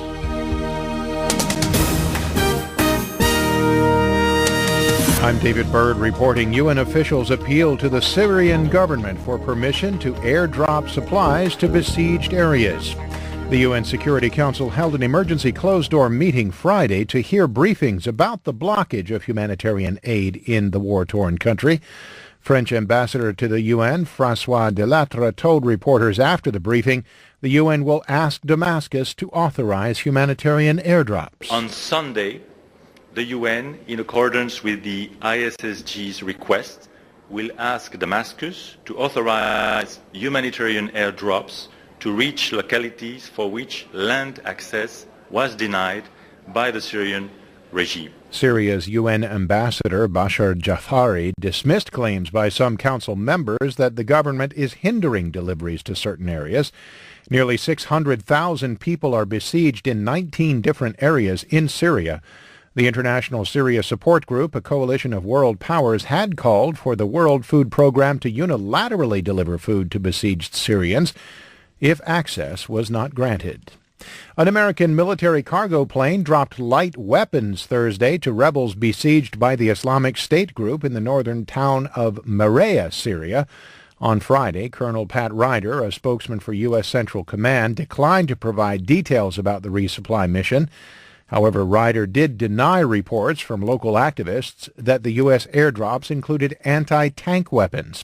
U.S. warplanes have also launched several airstrikes on Islamic State positions in the countryside north of the city of Aleppo in a bid to help Maraya's defenders repel a strong counterattack. This is VOA News. U.S. Secretary of State John Kerry said Friday that both Israel and the Palestinians need to take immediate steps to demonstrate the will toward a lasting peace and solution. Speaking after a day-long conference on the Middle East in Paris, Kerry said steps need to be taken on the ground to make a difference. He said an outside solution could not be imposed on the two parties. Ministers from more than 20 countries gathered in Paris welcomed France's offer to coordinate and work on the prospect of convening an international conference by the end of the year. Their final communiqué reaffirmed the need for a negotiated two-state solution and that direct negotiations between the two sides should be based on existing UN Security Council resolutions. Neither Israel nor the Palestinians attended Friday's meeting. 10 refugee athletes from Africa and the Middle East will compete as a team in the upcoming 2016 Olympic Games in Rio de Janeiro. International Olympic Committee President Thomas Bach announced choices for the first refugee Olympic team at the close of a 3-day IOC board meeting in Switzerland. Bach said Olympic officials are hopeful that the refugee team will represent all displaced people throughout the world. And it can send a signal to the international community that refugees are our fellow human beings and are an enrichment to society. With no country to represent, the refugee team will march under the Olympic flag and the Olympic anthem will be played for it. The Labor Department said the U.S. economy had a net gain of just 38,000 jobs in May, its lowest number in more than 5 years. Friday's figure was less than 1/4 as much as many independent experts had predicted. Gus Fauché is with PNC Financial Services. There isn't a whole lot to like in this report. Even the decline in the unemployment rate happened because we had fewer people looking for work. Well, certainly a rate hike in June is less likely. I think we still could see a rate hike in July. The rate of unemployment nationwide declined by 0.3% to 4.7%, the lowest since 2007. However, much of that decline was due to the survey's finding that hundreds of thousands of unemployed people have stopped looking for work. The jobs report helped drive stock prices lower, with all three major Wall Street indices down Friday. The Dow dropped 0.18%, the S&P was down 0.29%, and the Nasdaq was off more than 0.5%. European markets were mixed. Asian stocks closed higher. For more on these stories, please visit our website. I'm David Byrd in Washington. That's the latest world news from VOA. Who is minding your business? The Akron SCORE chapter is part of the nation's largest network of free expert mentors to help your business meet goals and achieve success. Take advantage of SCORE's free and confidential phone or online business mentoring, local workshops and seminars, and online expert resources. Akron SCORE provides services in nearby Medina, Portage, Summit, and Wayne counties. The Akron SCORE chapter is dedicated to entrepreneur education and formation, growth, and success of small businesses through counseling and mentoring. Call 330-379-3163. That's 330-379-3163. Or visit www.akron.score.org. Hi, I'm Maggie Fuller. And I'm Alistair Crowley. Listen to us daily from 3 to 6 for funny news, contests, traffic, weather, and complete nonsense. That's my department. Give us a call, 330-673-2428, and tell us what you think. You won't be sorry.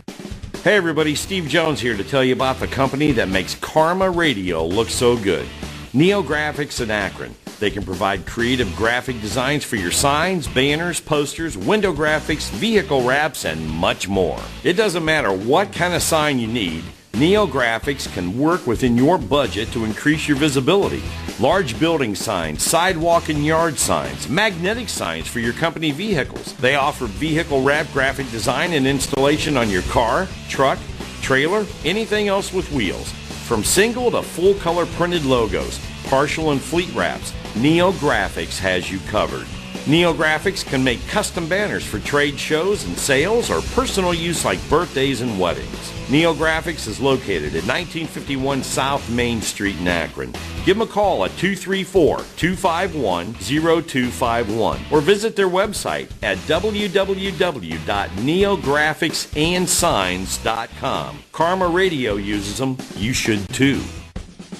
Earl McCune, he starts where the others stop. Sex with sporting goods. What do you guys think? The world watches in amazement as he unlocks the secrets of Al Capone's underwear drawer. Aha! Tidy Whiteys! He blew the lid off the secrets of Santa. Stop it! Stop it!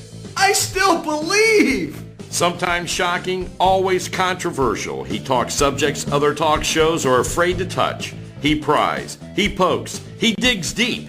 He gets the answers. Most of all, he gets ratings. Wait a second, what is this crap? Join me, Debbie, and the Crazy Crew on Some Kind of Radio Show, Fridays, 8 p.m. till midnight on KRMARadio.com. You'll never know what you'll hear next on our show. This hour brought to you by Coffee News Akron, available in over 600 local restaurants and coffee shops, bringing you the best news to enjoy over a cup of hot coffee. The views and opinions expressed on KRMARadio.com are those of the hosts, guests, and callers and are not necessarily those of KRMARadio.com, its management, or other hosts or advertisers. The shows found on KRMARadio.com can promote any lifestyle, belief, religion, political affiliation, or other personal practice. These shows are for entertainment purposes only and are not intended to treat, diagnose, and or claim any cure of disease or condition. Thank you. You're listening to Some Kind of Radio Show here on KRMA Internet Radio. Call now, 330-673-CHAT, 330-673-2428. Now, back to Earl McCune and the Crazy Crew. Hey, Garrow. Garrow, come here. Hit the ball, buddy.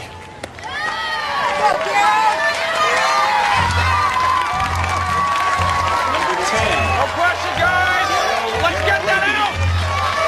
Come on, Justin! Right to it!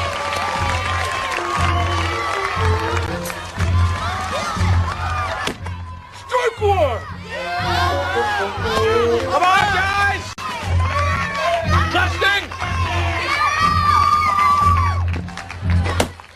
Strike two!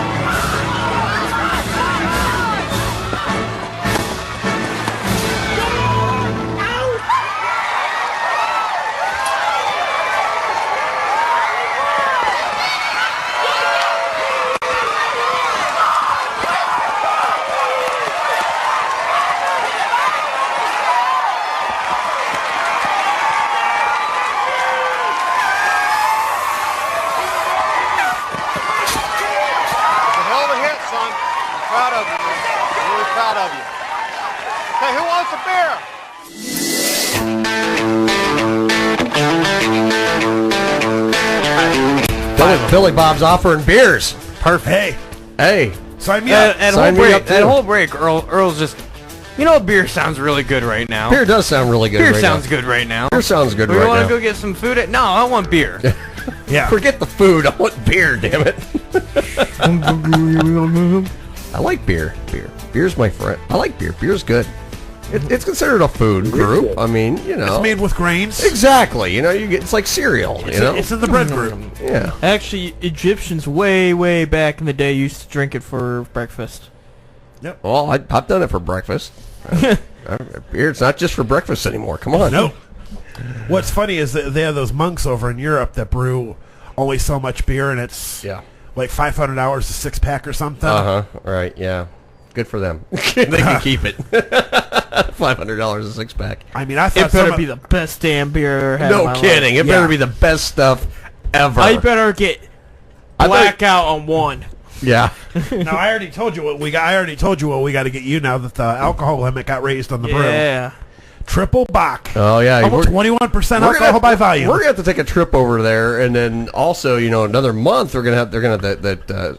Speaking of food challenges, the reason now I'm glad Seth's here now because what I'm gonna start doing here, and I'm training for this. Gonna probably start in the next 2-3 weeks. Is I'm gonna start taking on food challenges. Yeah. And I'm gonna do it for promotion of the show. Yeah. I got you on this training. Yeah. Don't worry. Yeah, you got me. I got you. You got me. All right. Okay.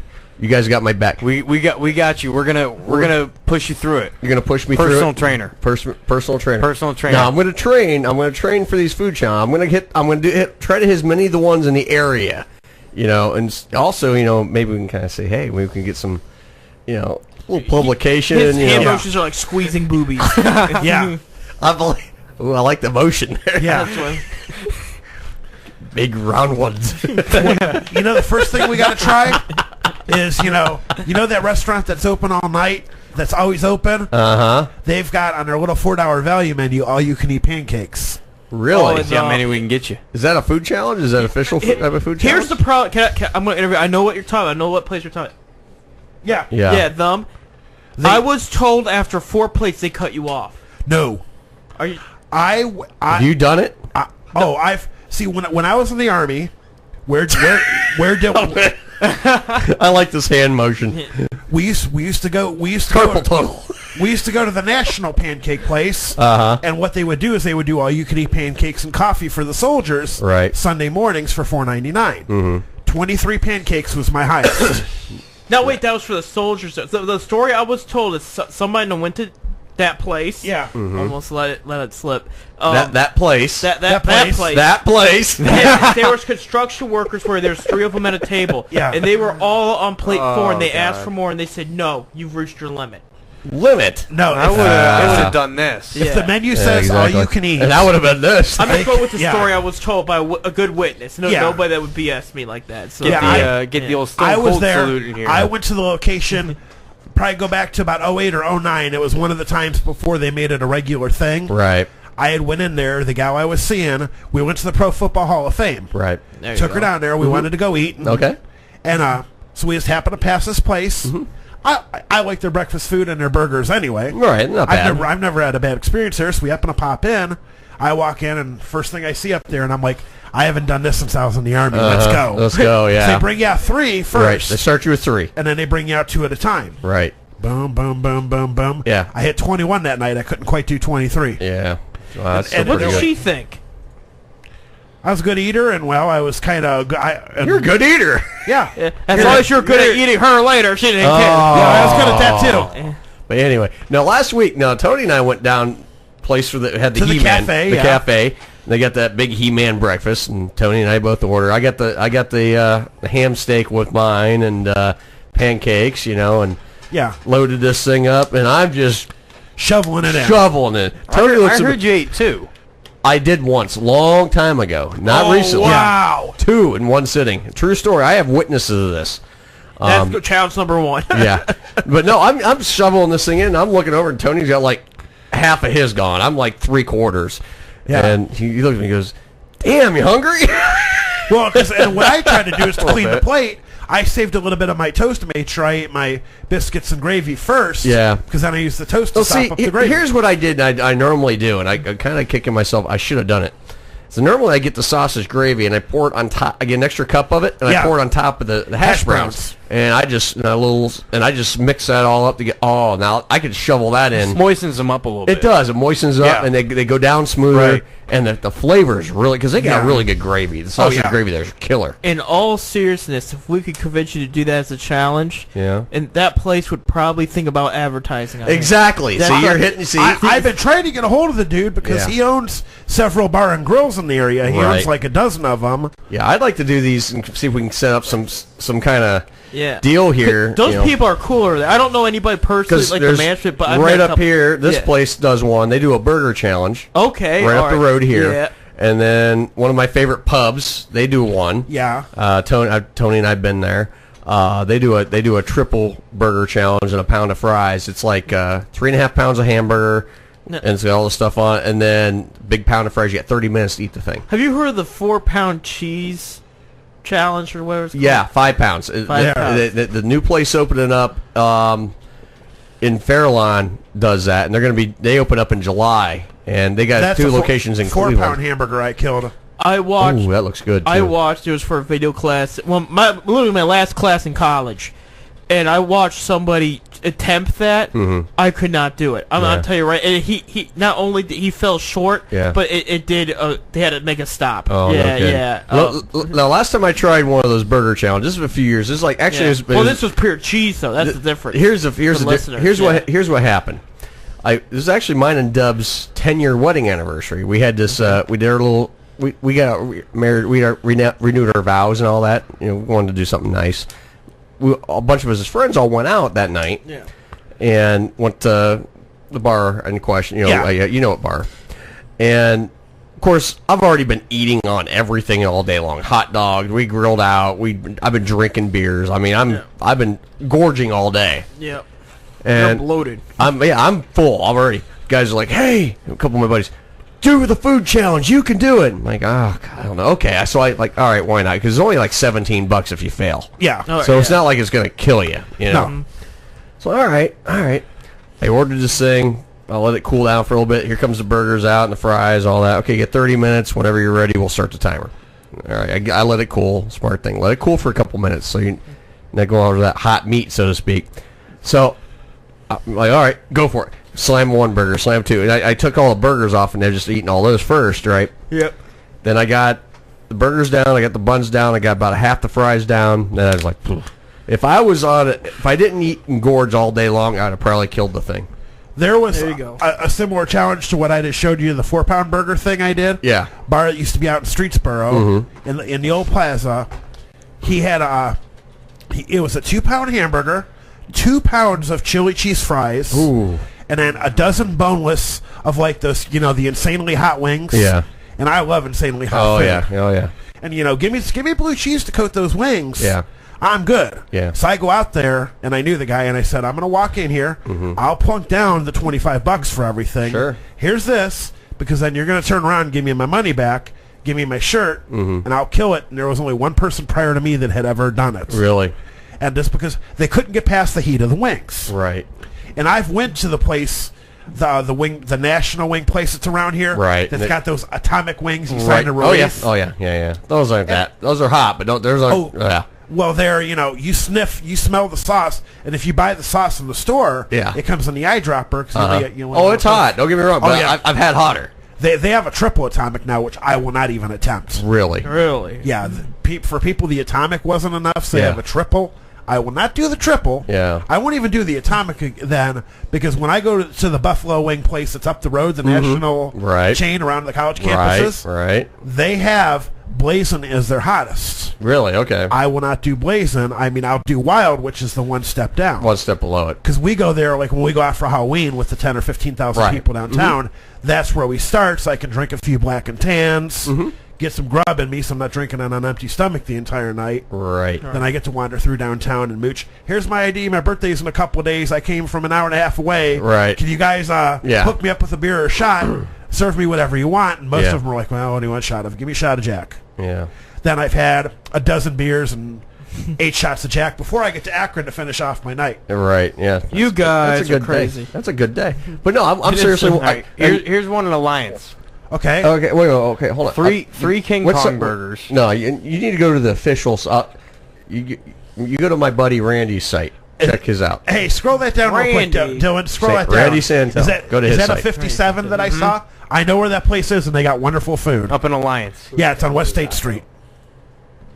Yeah. Go to... Hey, Earl? Yeah. Let me tell you something. Yes. When Randy comes down to Morgantown here for a couple of days, boy, we had a lot of fun, let me tell you. Oh, well, that's the guy. That is the premier food challenge guy anywhere. Yeah. I mean, he's got almost 400 wins. I mean, he's been all over. He's over in the UK now, isn't he? Yeah, I mean, it's like... Yeah, he's over in England. Actually, he's going to get number 400 here probably in the next 2 or 3 days. Yeah, we've had him on this show. Yeah, that was before me, but yeah. We've had him on this show. Who is the guy that would always win the Nathan's Hot Dog Challenge every year at Coney Island? Oh, what the hell? Joey Chestnut. Yeah. Joey Chestnut. Because they always dip their hot dogs plain in the water and chow them down. Yeah. I remember the Tsunami, too. Do you remember him? He was... Yeah. He wasn't as good, but I remember the Failed the Fridge. You remember him? Yeah. From the NFL player. He came and talked so much smack, saying how he's going to beat... This was before Chester. This was when Tsunami was still hot. Right. Yeah. And he said, I'm going to destroy him. 4 hot dogs in, he backed out. The Fridge, yeah. They had this little skinny Asian woman who ate about 20-some. Oh, I believe it. And they said, hey, how do you feel about being third or something? She said, oh, really good. And it's like, how do you feel about being the Fridge? She goes, oh, yeah, how did he do? And it said 4. She went, damn, that's it? She destroyed it like she was skinnier than Dylan is. I mean... What are you talking about? Dylan all his mass girth here. Come on. I mean... Girth. Yeah, I mean, I remember the back, you go like late 90s around the Super Bowl, the wing place down here used to have something they used to do called the cluck-off. Mm-hmm. To qualify, you had to eat 50 wings in 15 minutes. Right. Then you get into the semifinals with 75 wings in 15 minutes. Right. Then it was the most wings in the 15 minutes. Right, was the final. 111. No kidding. That's a lot of wings. And you got to get them, even I like hot food, you got to get them to like a medium flavor. Yeah, so you can just continue to put them down. All right. And then obviously got to know how to eat them too, a bone-in wing, because most people like the drums because they're easier to eat. For me, the 2-bone part of it is because if you snap them off, it's easy. Just suck them clean. Yeah, pretty much. Yeah. And they've got to have so much meat taken off for them to count them. But yeah, it was to say keep feeding you wings, and it's like, and they'll give you 2 dozen at a time. There's one we're looking at right now. It's a 6-pound burger. No, it's 3 burgers. 3 burgers. 3 burgers you got to finish in burgers. 30 minutes with 1 small side of fries, side of your choice, and a quart drink. I could do that. You looking at the local ones, or are you just looking at one? No, this is local. This is local. This is up in Alliance. The one advice kidding. I was given, you guys probably would say, well, no doubt, but maybe for listeners that are interested in this thing too. But you said a ounce drink or something, or? Well, the key is with that you want to have a bunch of liquid ready. Yeah. Because but specifically water or something. Water and another thing that Randy said he does is lemonade. Yeah. Lots of lemonade. The acid. You don't want soda; that'll fill you up. No, soda fills you up. You want like lemonade or water. I think lemonade's a little easier to drink. Yeah, because there's taste. It's everywhere. Or half tea and half lemonade. Oh yeah, exactly. Oh yeah, I'll drink that too. Oh, yeah. Arnold Palmer. Then. Oh yeah, I got one in the car. Yeah, that's what I'm enjoying now. There you go. But yeah, and it's like half iced tea, half lemonade. I didn't know. Yeah, we're about 40 minutes away from that. Yeah. So I know exactly where that's at. We'll head down there. We'll have to start planning these out. Yeah. And put like a calendar together. An Earl map calendar of what's going to be done. When we're gonna do, and then we'll have to hype these things up and do. I want to do this, and this is something I've really been wanting to do for a while. And I want to start. I want to do it. I think it'd be fun. I think it'd be fun. Yeah. If anything, if I fail, I fail. I mean, I want to win. Don't get me wrong, because I want the free meal and the T-shirt. Yeah, I've your name on the wall. Maybe you gotta come to Morgantown and do somebody. I know. Well, you know where Edinburgh is, right? Roughly. Go into Streetsboro and go out Route 14. Okay. Where 14 crosses Interstate 76, you're pretty much in Edinburgh right there. Mm-hmm.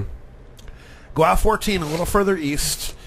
It's now a strip bar in that location. Well, of course. Of course, Tony knows that. Yeah, but that's where Tony did his porno. Yeah, yeah, the VIP suite.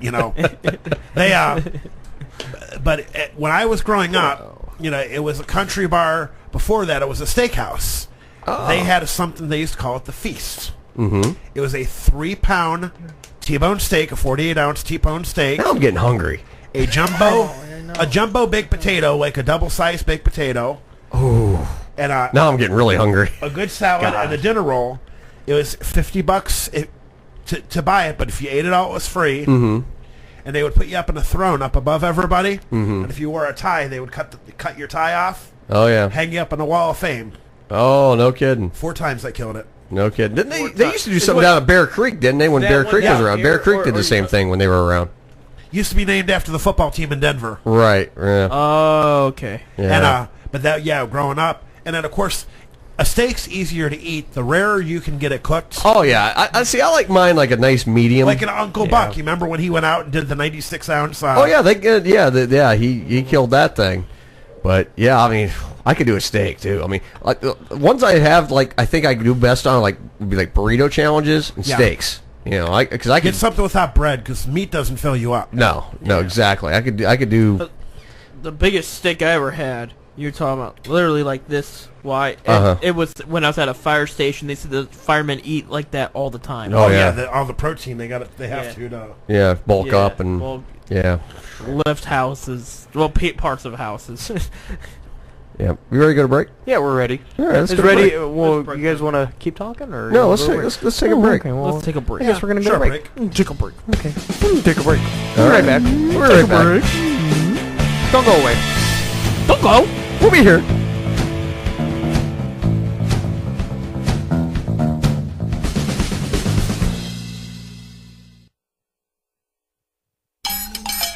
Hey, this is Amanda of Eye on the Target Radio, Monday nights on KRMA. Join Rob and I at 7 to talk the latest on guns, concealed carry, and the Second Amendment. Monday nights from 7 to 10 on KRMA, Karma Radio. John's Outdoor Military Store. It's a gun shop. It's a military surplus store located at 9375 US 224 in the old Deerfield Schoolhouse. John's Outdoor Military Store, where they buy, sell, and trade guns, featuring Silver Stag and K-Bar knives, ammo, and holsters. Stop in and shop and check out their monthly sale items. This month's items are t-shirts and ammo. That's John's Outdoor Military Store.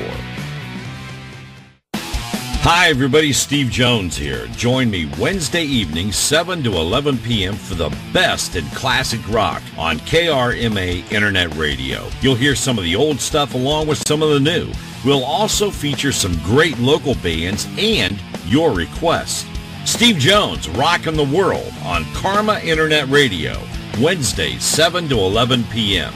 No rules, just radio the way it should be. Karma Radio. Hi gang, Maggie here from KRMA Radio. If you're like me, you know that college is a big expense for parents and students alike. Often the loans don't even cover tuition, let alone textbooks. That means money out of pocket on expensive textbooks. And luckily, there's a website that lets me save up to 80% off of textbooks that my kids need for school. Textbookly.com is a one-stop shop for the very best prices on the web for textbooks. Give them a try today. I was glad I did. Textbookly, the smarter way to buy. Small business is the heart and soul of America, and you can help small businesses turn dreams into reality. The Akron SCORE chapter invites you to become a SCORE volunteer by sharing your expertise in Medina, Portage, Summit, and Wayne counties. Whether you've owned a small business or come from a Fortune 500 company, you too can be a SCORE volunteer.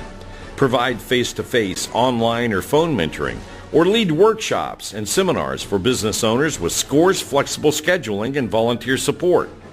Akron SCORE is dedicated to entrepreneur education and formation, growth and success of small businesses through counseling and mentoring. Become a part of SCORE's free services by calling 330-379-3163.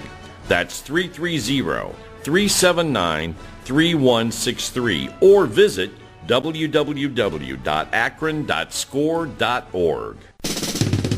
The views and opinions expressed on KRMARadio.com are those of the hosts, guests, and callers and are not necessarily those of KRMARadio.com, its management, or other hosts or advertisers. The shows found on KRMARadio.com can promote any lifestyle, belief, religion, political affiliation, or other personal practice. These shows are for entertainment purposes only and are not intended to treat, diagnose, and or claim any cure of disease or condition. Thank you.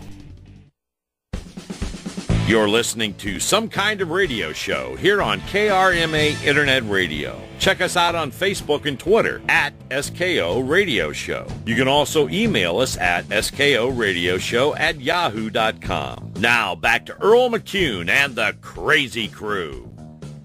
On a game like this, kids, I just want you all to know that there's no losers and there's no winners.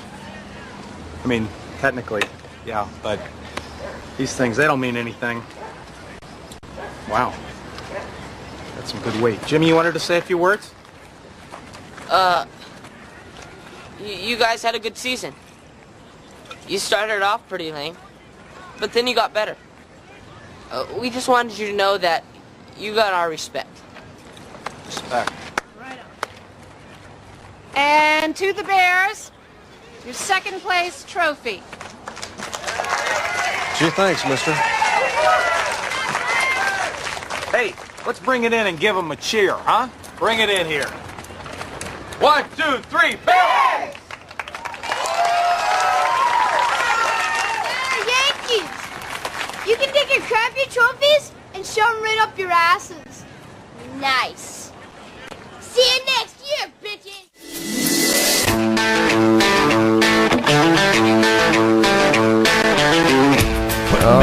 All right, Some Kind of Radio Show Friday night here. It's after 11:30. 11:30. 11:30 here on the show. to go. Hey, just like this show tonight, that last clip, started out kind of lame, but then it got better.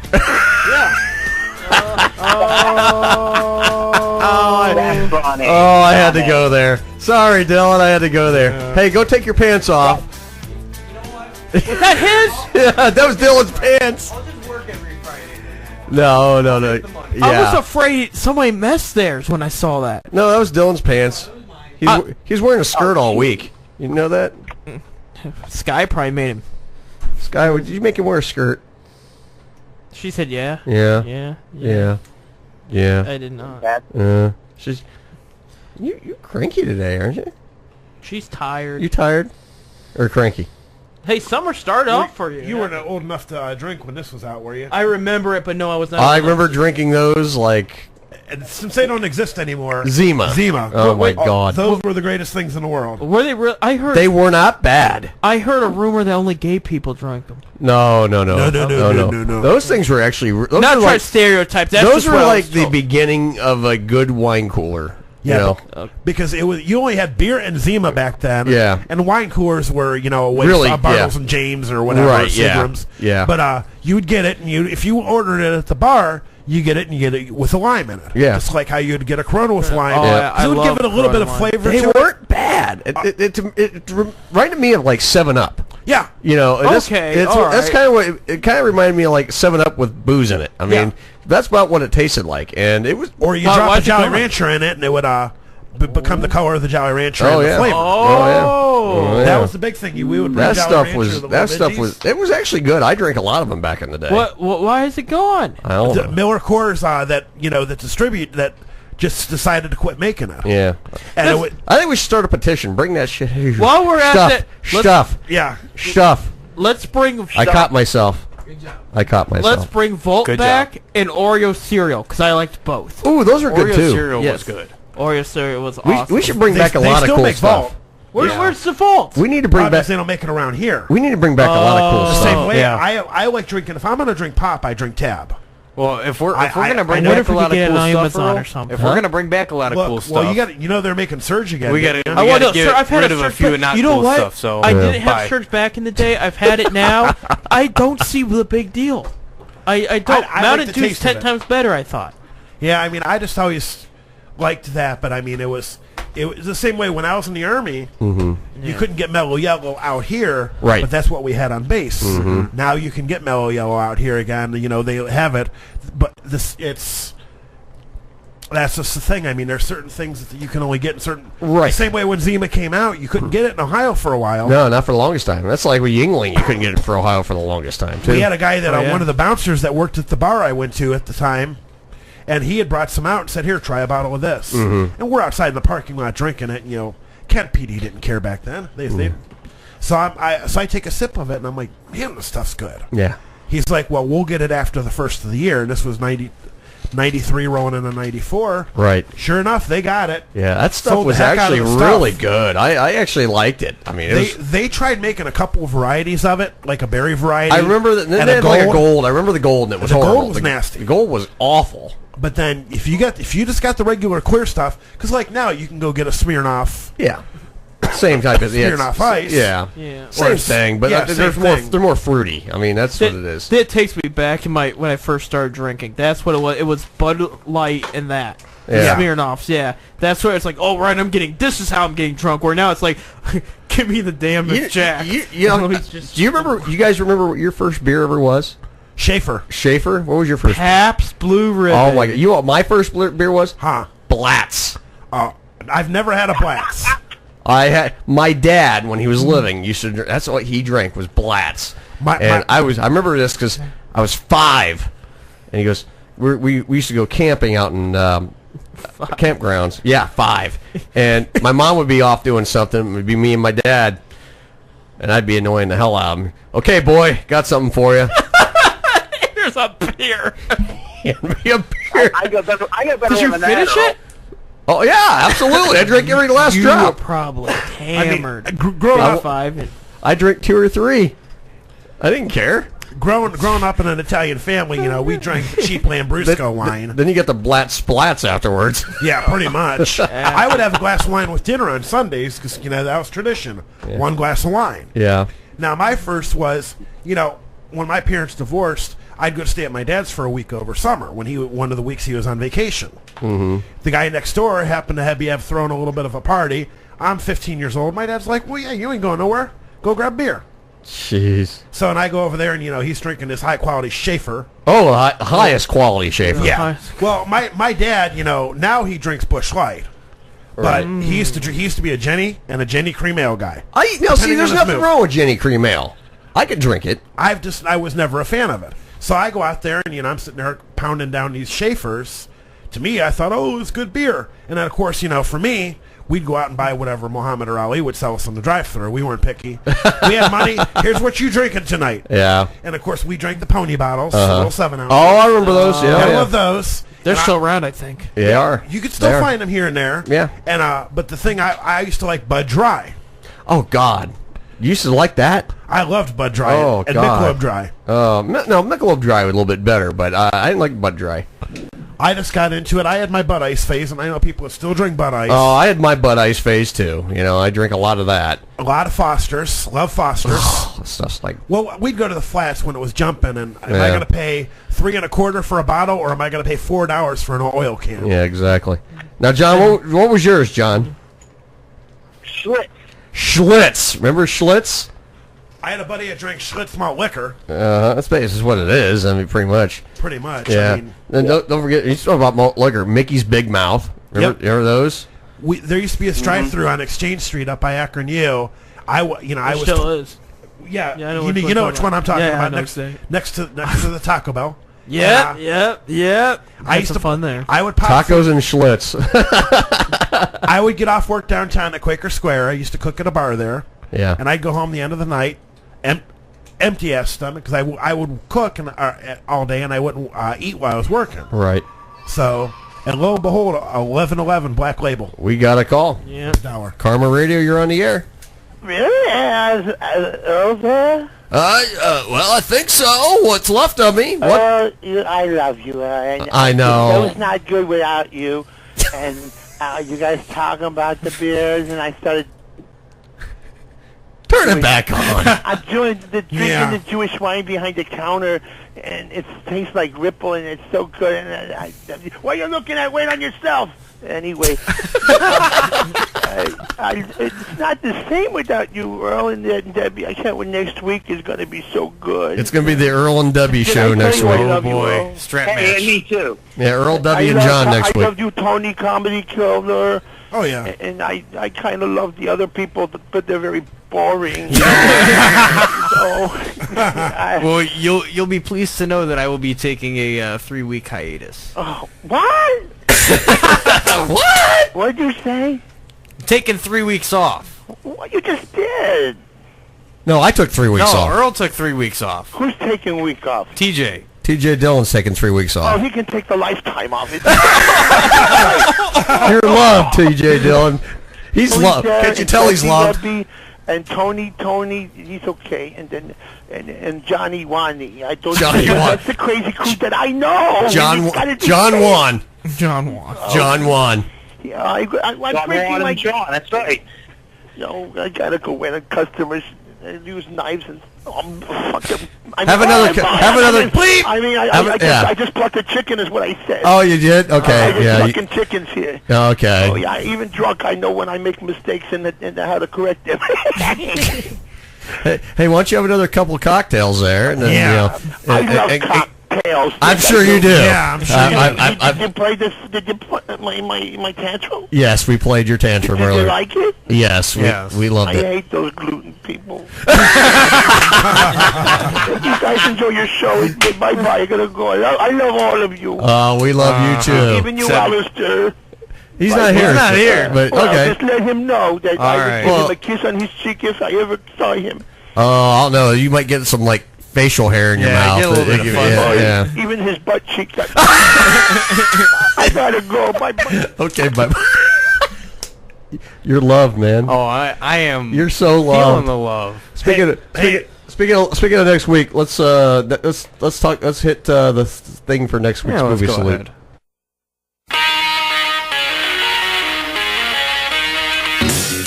Guess who's getting some class? I'm going to college. Rodney Dangerfield's going back to school. That's what I call marine biology. Hey, boys, here's a couple of pens in case you learn how to write, okay?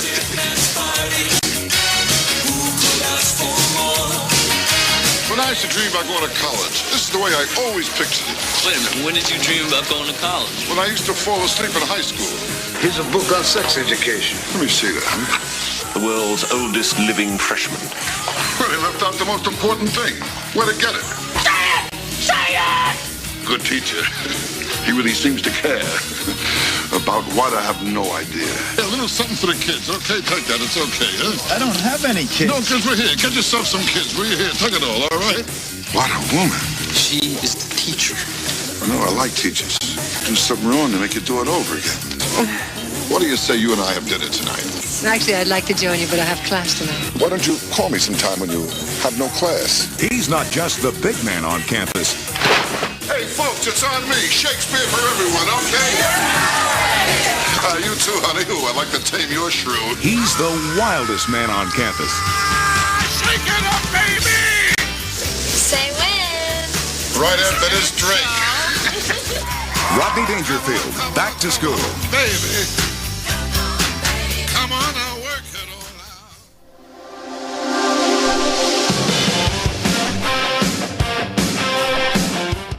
out.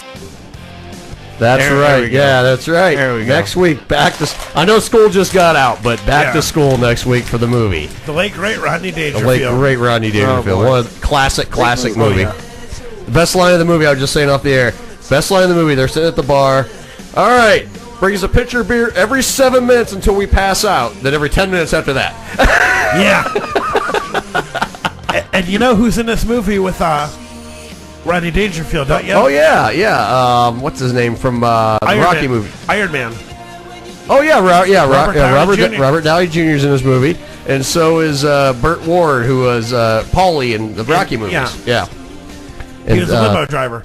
Yeah, he was a limo I don't remember driver. who played his son, but I can't remember the guy's name either, but I mean, you go classic like Rodney Dangerfield. He was talking. I remember seeing him doing a stand-up, and I will never take credit for his jokes, but he was talking. He's like, yeah, you know, my kids, you know, they're a real bargain. He's like, my daughter, she got around so much, you know, her yearbook picture was horizontal. He's like, you know, they used to call her Federal Express because whenever she went to a guy's house, she just absolutely positively had to be there overnight. And she was like, you know, my son, you know, he's like, I tell him, wait till you have kids of your own. And my son tells me, yeah, wait till you have kids of your own. He's like, you know, me and my wife were, you know, trying to quit smoking here. You know, we know it's bad for you. Only smoke after sex. I've had the same pack for 2 years. She's up to 2 packs a day. I'm just kidding. You know, we can't have sex. Every time we get undressed, we can't stop laughing. He's like, yeah, my wife's a screamer, all right. Especially when I walk in on her.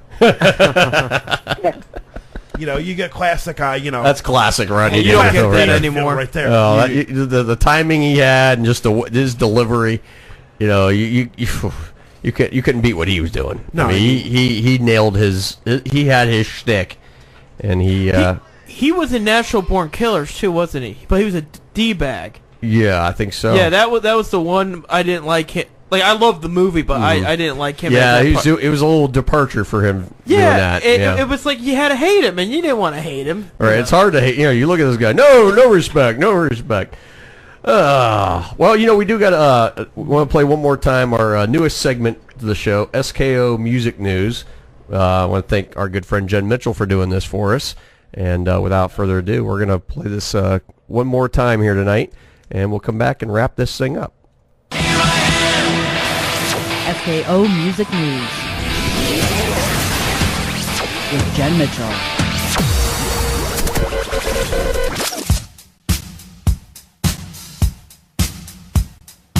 The UK is preparing to commemorate Pink Floyd by putting them in a very sticky situation. On July 7th, the Royal Mail will debut a series of stamps featuring the band's iconic album art and live performances, which will include scenery from The Dark Side of the Moon, The Piper at the Gates of Dawn, Atom Heart Mother, The Endless River, Animals, and Wish You Were Here. July 7th also marks the 10-year anniversary of the passing of founding guitarist Syd Barrett, which the Royal Mail felt was an important factor on selecting the debut of the stamps for the band that they said is, quote, the most influential and successful British bands of all time, unquote. Pre-orders for Pink Floyd's special stamps and limited edition souvenirs are available by visiting royalmail.com.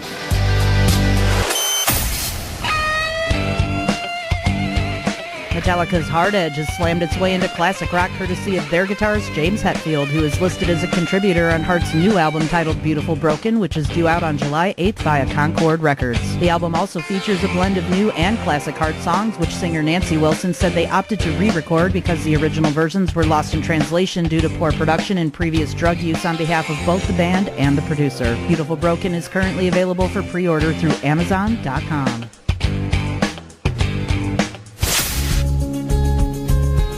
Also combining forces this past weekend at Rocklahoma in Pryor, Oklahoma, were 6AM's Nikki Sixx and James Michael with prog rock band Disturbed. Together they offered up intense covers of U2's I Still Haven't Found What I'm Looking For and The Who's Baba O'Reilly. Take a listen.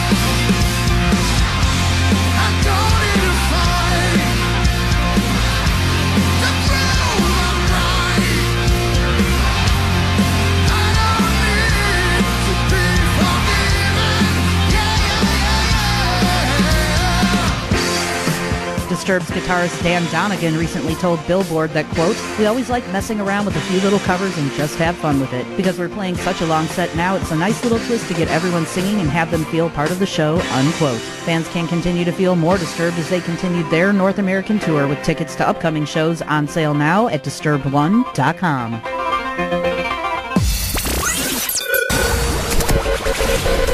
This has been Music News anchor Jen Mitchell, and now back to SKO's Earl McCune and the Crazy Crew on KarmaRadio.com.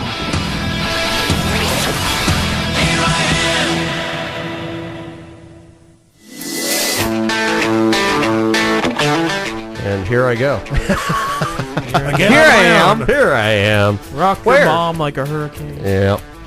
You want to rock Obama like a hurricane? What? The Rock Obama. You The wanna Rock rock- Obama. Can you smell what he's cooking? No. I could probably just smell the tobacco on. I'm sure. Yeah, that's me. No. No, Obama too. And a lot of people will talk about it, but that's it doesn't matter. I'm not trying to prove a point. cares? But you know what I bring up is how he says, "Oh, people gotta quit smoking," but he doesn't. That's what I'm more trying to say. I don't care if people smoke. He's a damn hypocrite. Yeah. You know, don't preach something if you're not, ding dong. Yeah. Ding dong. Ding dong. Ding dong. Ding dong. Dylan's playing with his ding dong. Dylan, stop it. Put that away.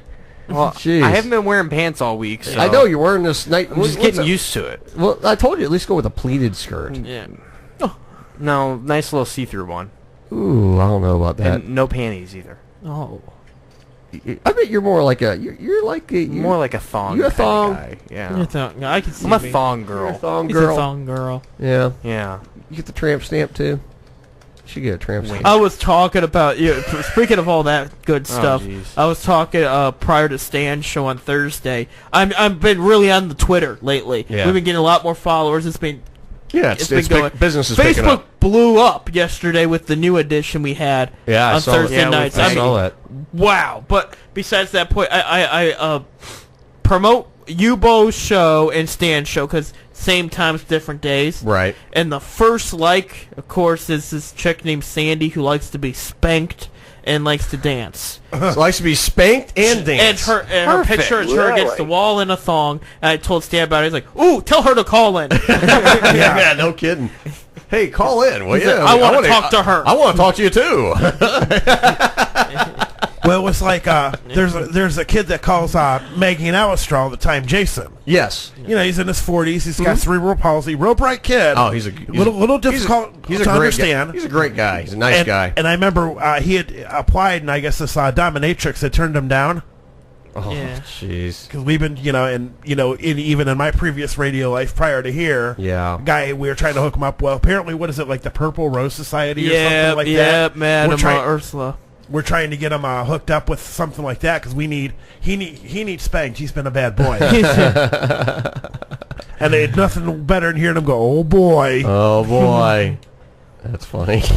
It's like we'll get our friend Jason hooked up with It's a good thing it's almost midnight. Dominatrix. Yeah, thank God. You know, Thank speaking God of it's those, almost midnight talking did about you- dominatrix. I probably brought this up This before. show and I just picked, it apologize just again. kicked up a notch. Oh yeah. Did you ever Here, watch hold on. Fuse? Any of you guys? It was probably a little past when you guys got busy with life or whatever. But Nah. Enough of that. there was a heavy metal host named Mistress Julia. She was very famous. Because her motto was like, "We're slave to metal," like BDSM. Right. So, you know. Yeah. Right, I know So what you yeah, mean. Yubo Yeah. used to work for her. Really? Yeah, he knows her very well. He's a good friend. She stopped by Ohio a couple of times. And just swung by his place and stuff. kidding. Like, you know. Wow. They were good buddies. But it's like, well, why don't we bring Mistress Julia to the KRMA?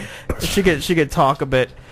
But I heard she's out of it now. Really? But, like out of this whole scene because she got married and she just moved on. Just done. Yeah, she's moved done. on from the Yeah, whole. she's now previous just life. She's moved on from the entertainment world. spanking her husband and just. Ooh, he might be liking that. I'm sure. Yeah, he probably does. That's what I'm guessing. I mean, she's got to spank something. Yeah. Well. See, I like women with a fairer complexion. I went out with this girl who believed she was a vampire. So much so she got her teeth cut down. Oh, no, Like really? the gangrel Fangs. teeth. Yeah. Oh, jeez. That probably would just limit some stuff for me. Yeah, that would limit a lot for me. That's what Don't I told her. bite. Don't you bite. Don't you bite me. I told her not even to go down there. Yeah, no I'm kidding. afraid of a couple of fang marks. Yeah, no kidding. Those would be some battle scars. You try to explain those later. Oh, vampire bit my thing. Hey, Could have done some permanent damage not even Viagra could fix. You Yeah. go for your yearly physical, and well, how'd this happen? Yeah. Well, Doc, it's a funny story. Well, see, that's when that's when you're gonna be going to the generic Viagra. You know. Yeah. Yeah. Like I tried to tell you guys about. You guys got that one? Yeah. I figured it out. The generic Viagra. Well, I didn't want to say. I'll it say on it. air, We'll but- say. We'll tell Seth off the air what it's called. What's this generic Viagra? Generic Viagra. Yeah, we'll tell Yeah. you. We'll tell you the name of it off the air because I don't think I want to say it on the air. Okay. All right. Sounds it's- fair to me. It would be a disclaimer. Yeah, it it would would be be more than a straightforward. disclaimer. More like we're fired. It would be a go find a new home. Yeah, be like get out and don't come back. Yeah. It'd be a double or triple disclaimer worthy at the bare minimum. Yeah, I'm surprised they haven't already said that before on this show. they have. They have. Why do you think I play it every half hour? Yeah. I think I do just to cover our butts. Yeah, people realize when they tune into us 8 to midnight. Yeah. We're on 8 to midnight for a reason. Yeah, we're not the daytime show. Oh, That's- right, but then you look at over on the West Coast here, it's only like 8 o'clock. Yeah, but Yeah. that's Like okay. 8 or But 9 West, o'clock. but that's a different society out there. Yeah. They like that stuff. They anyway. like that stuff out They there. like that stuff 24/7. Yeah. Yeah. That's a 24/7. Porno Saturday morning cartoons to them. It's on your porno Saturday mornings. Yeah. On a new Pokemon. Pokemon. On channel 69. On channel 69. Yeah. All right. on Super Pokemon. Friends with Benefits. WSNM. Oh, Wonder Woman invites Batman to the cave. This is the kind of stuff we need to talk about. See, this is the kind of stuff you guys need to talk about when I'm not here. Wonder Twins activate. Hey, I know a set of twin gals that we call them the Wonder Twins. Oh yeah. Bring them on here. Well, the one got married, and the other one that really likes me might. But you got to have them as a pair. Yeah. No They're fun both without the pair. They're both identical. Yeah. Have to $4. Both ways. Ooh, In I all wonder if they ways? switch on that husband. Ooh, that'd be taboo. That'd be a taboo thing, wouldn't it? That'd be very, very bad. It wouldn't be. Well, not for him. Come on. Well, I You understand. think He he'd be didn't notice the complaining? difference. Yeah. You're like, hey, okay. You get one. She's tired out. You go to the next one. I mean, yeah. Why not? The other can just go to the club, get Yeah. something else. Yeah. Right.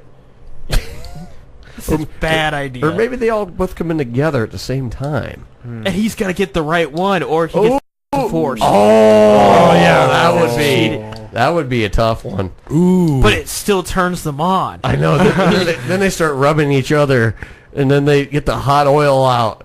And then And then this- he's got to make a choice. yes, this could be. See, that could be a. The views and opinions expressed on KRMA Radio. I think it's time for us to go. Already? I just got here. The time is exactly midnight. Oh, it's time to go. It's time to go. It's time to go. I'll be back next week.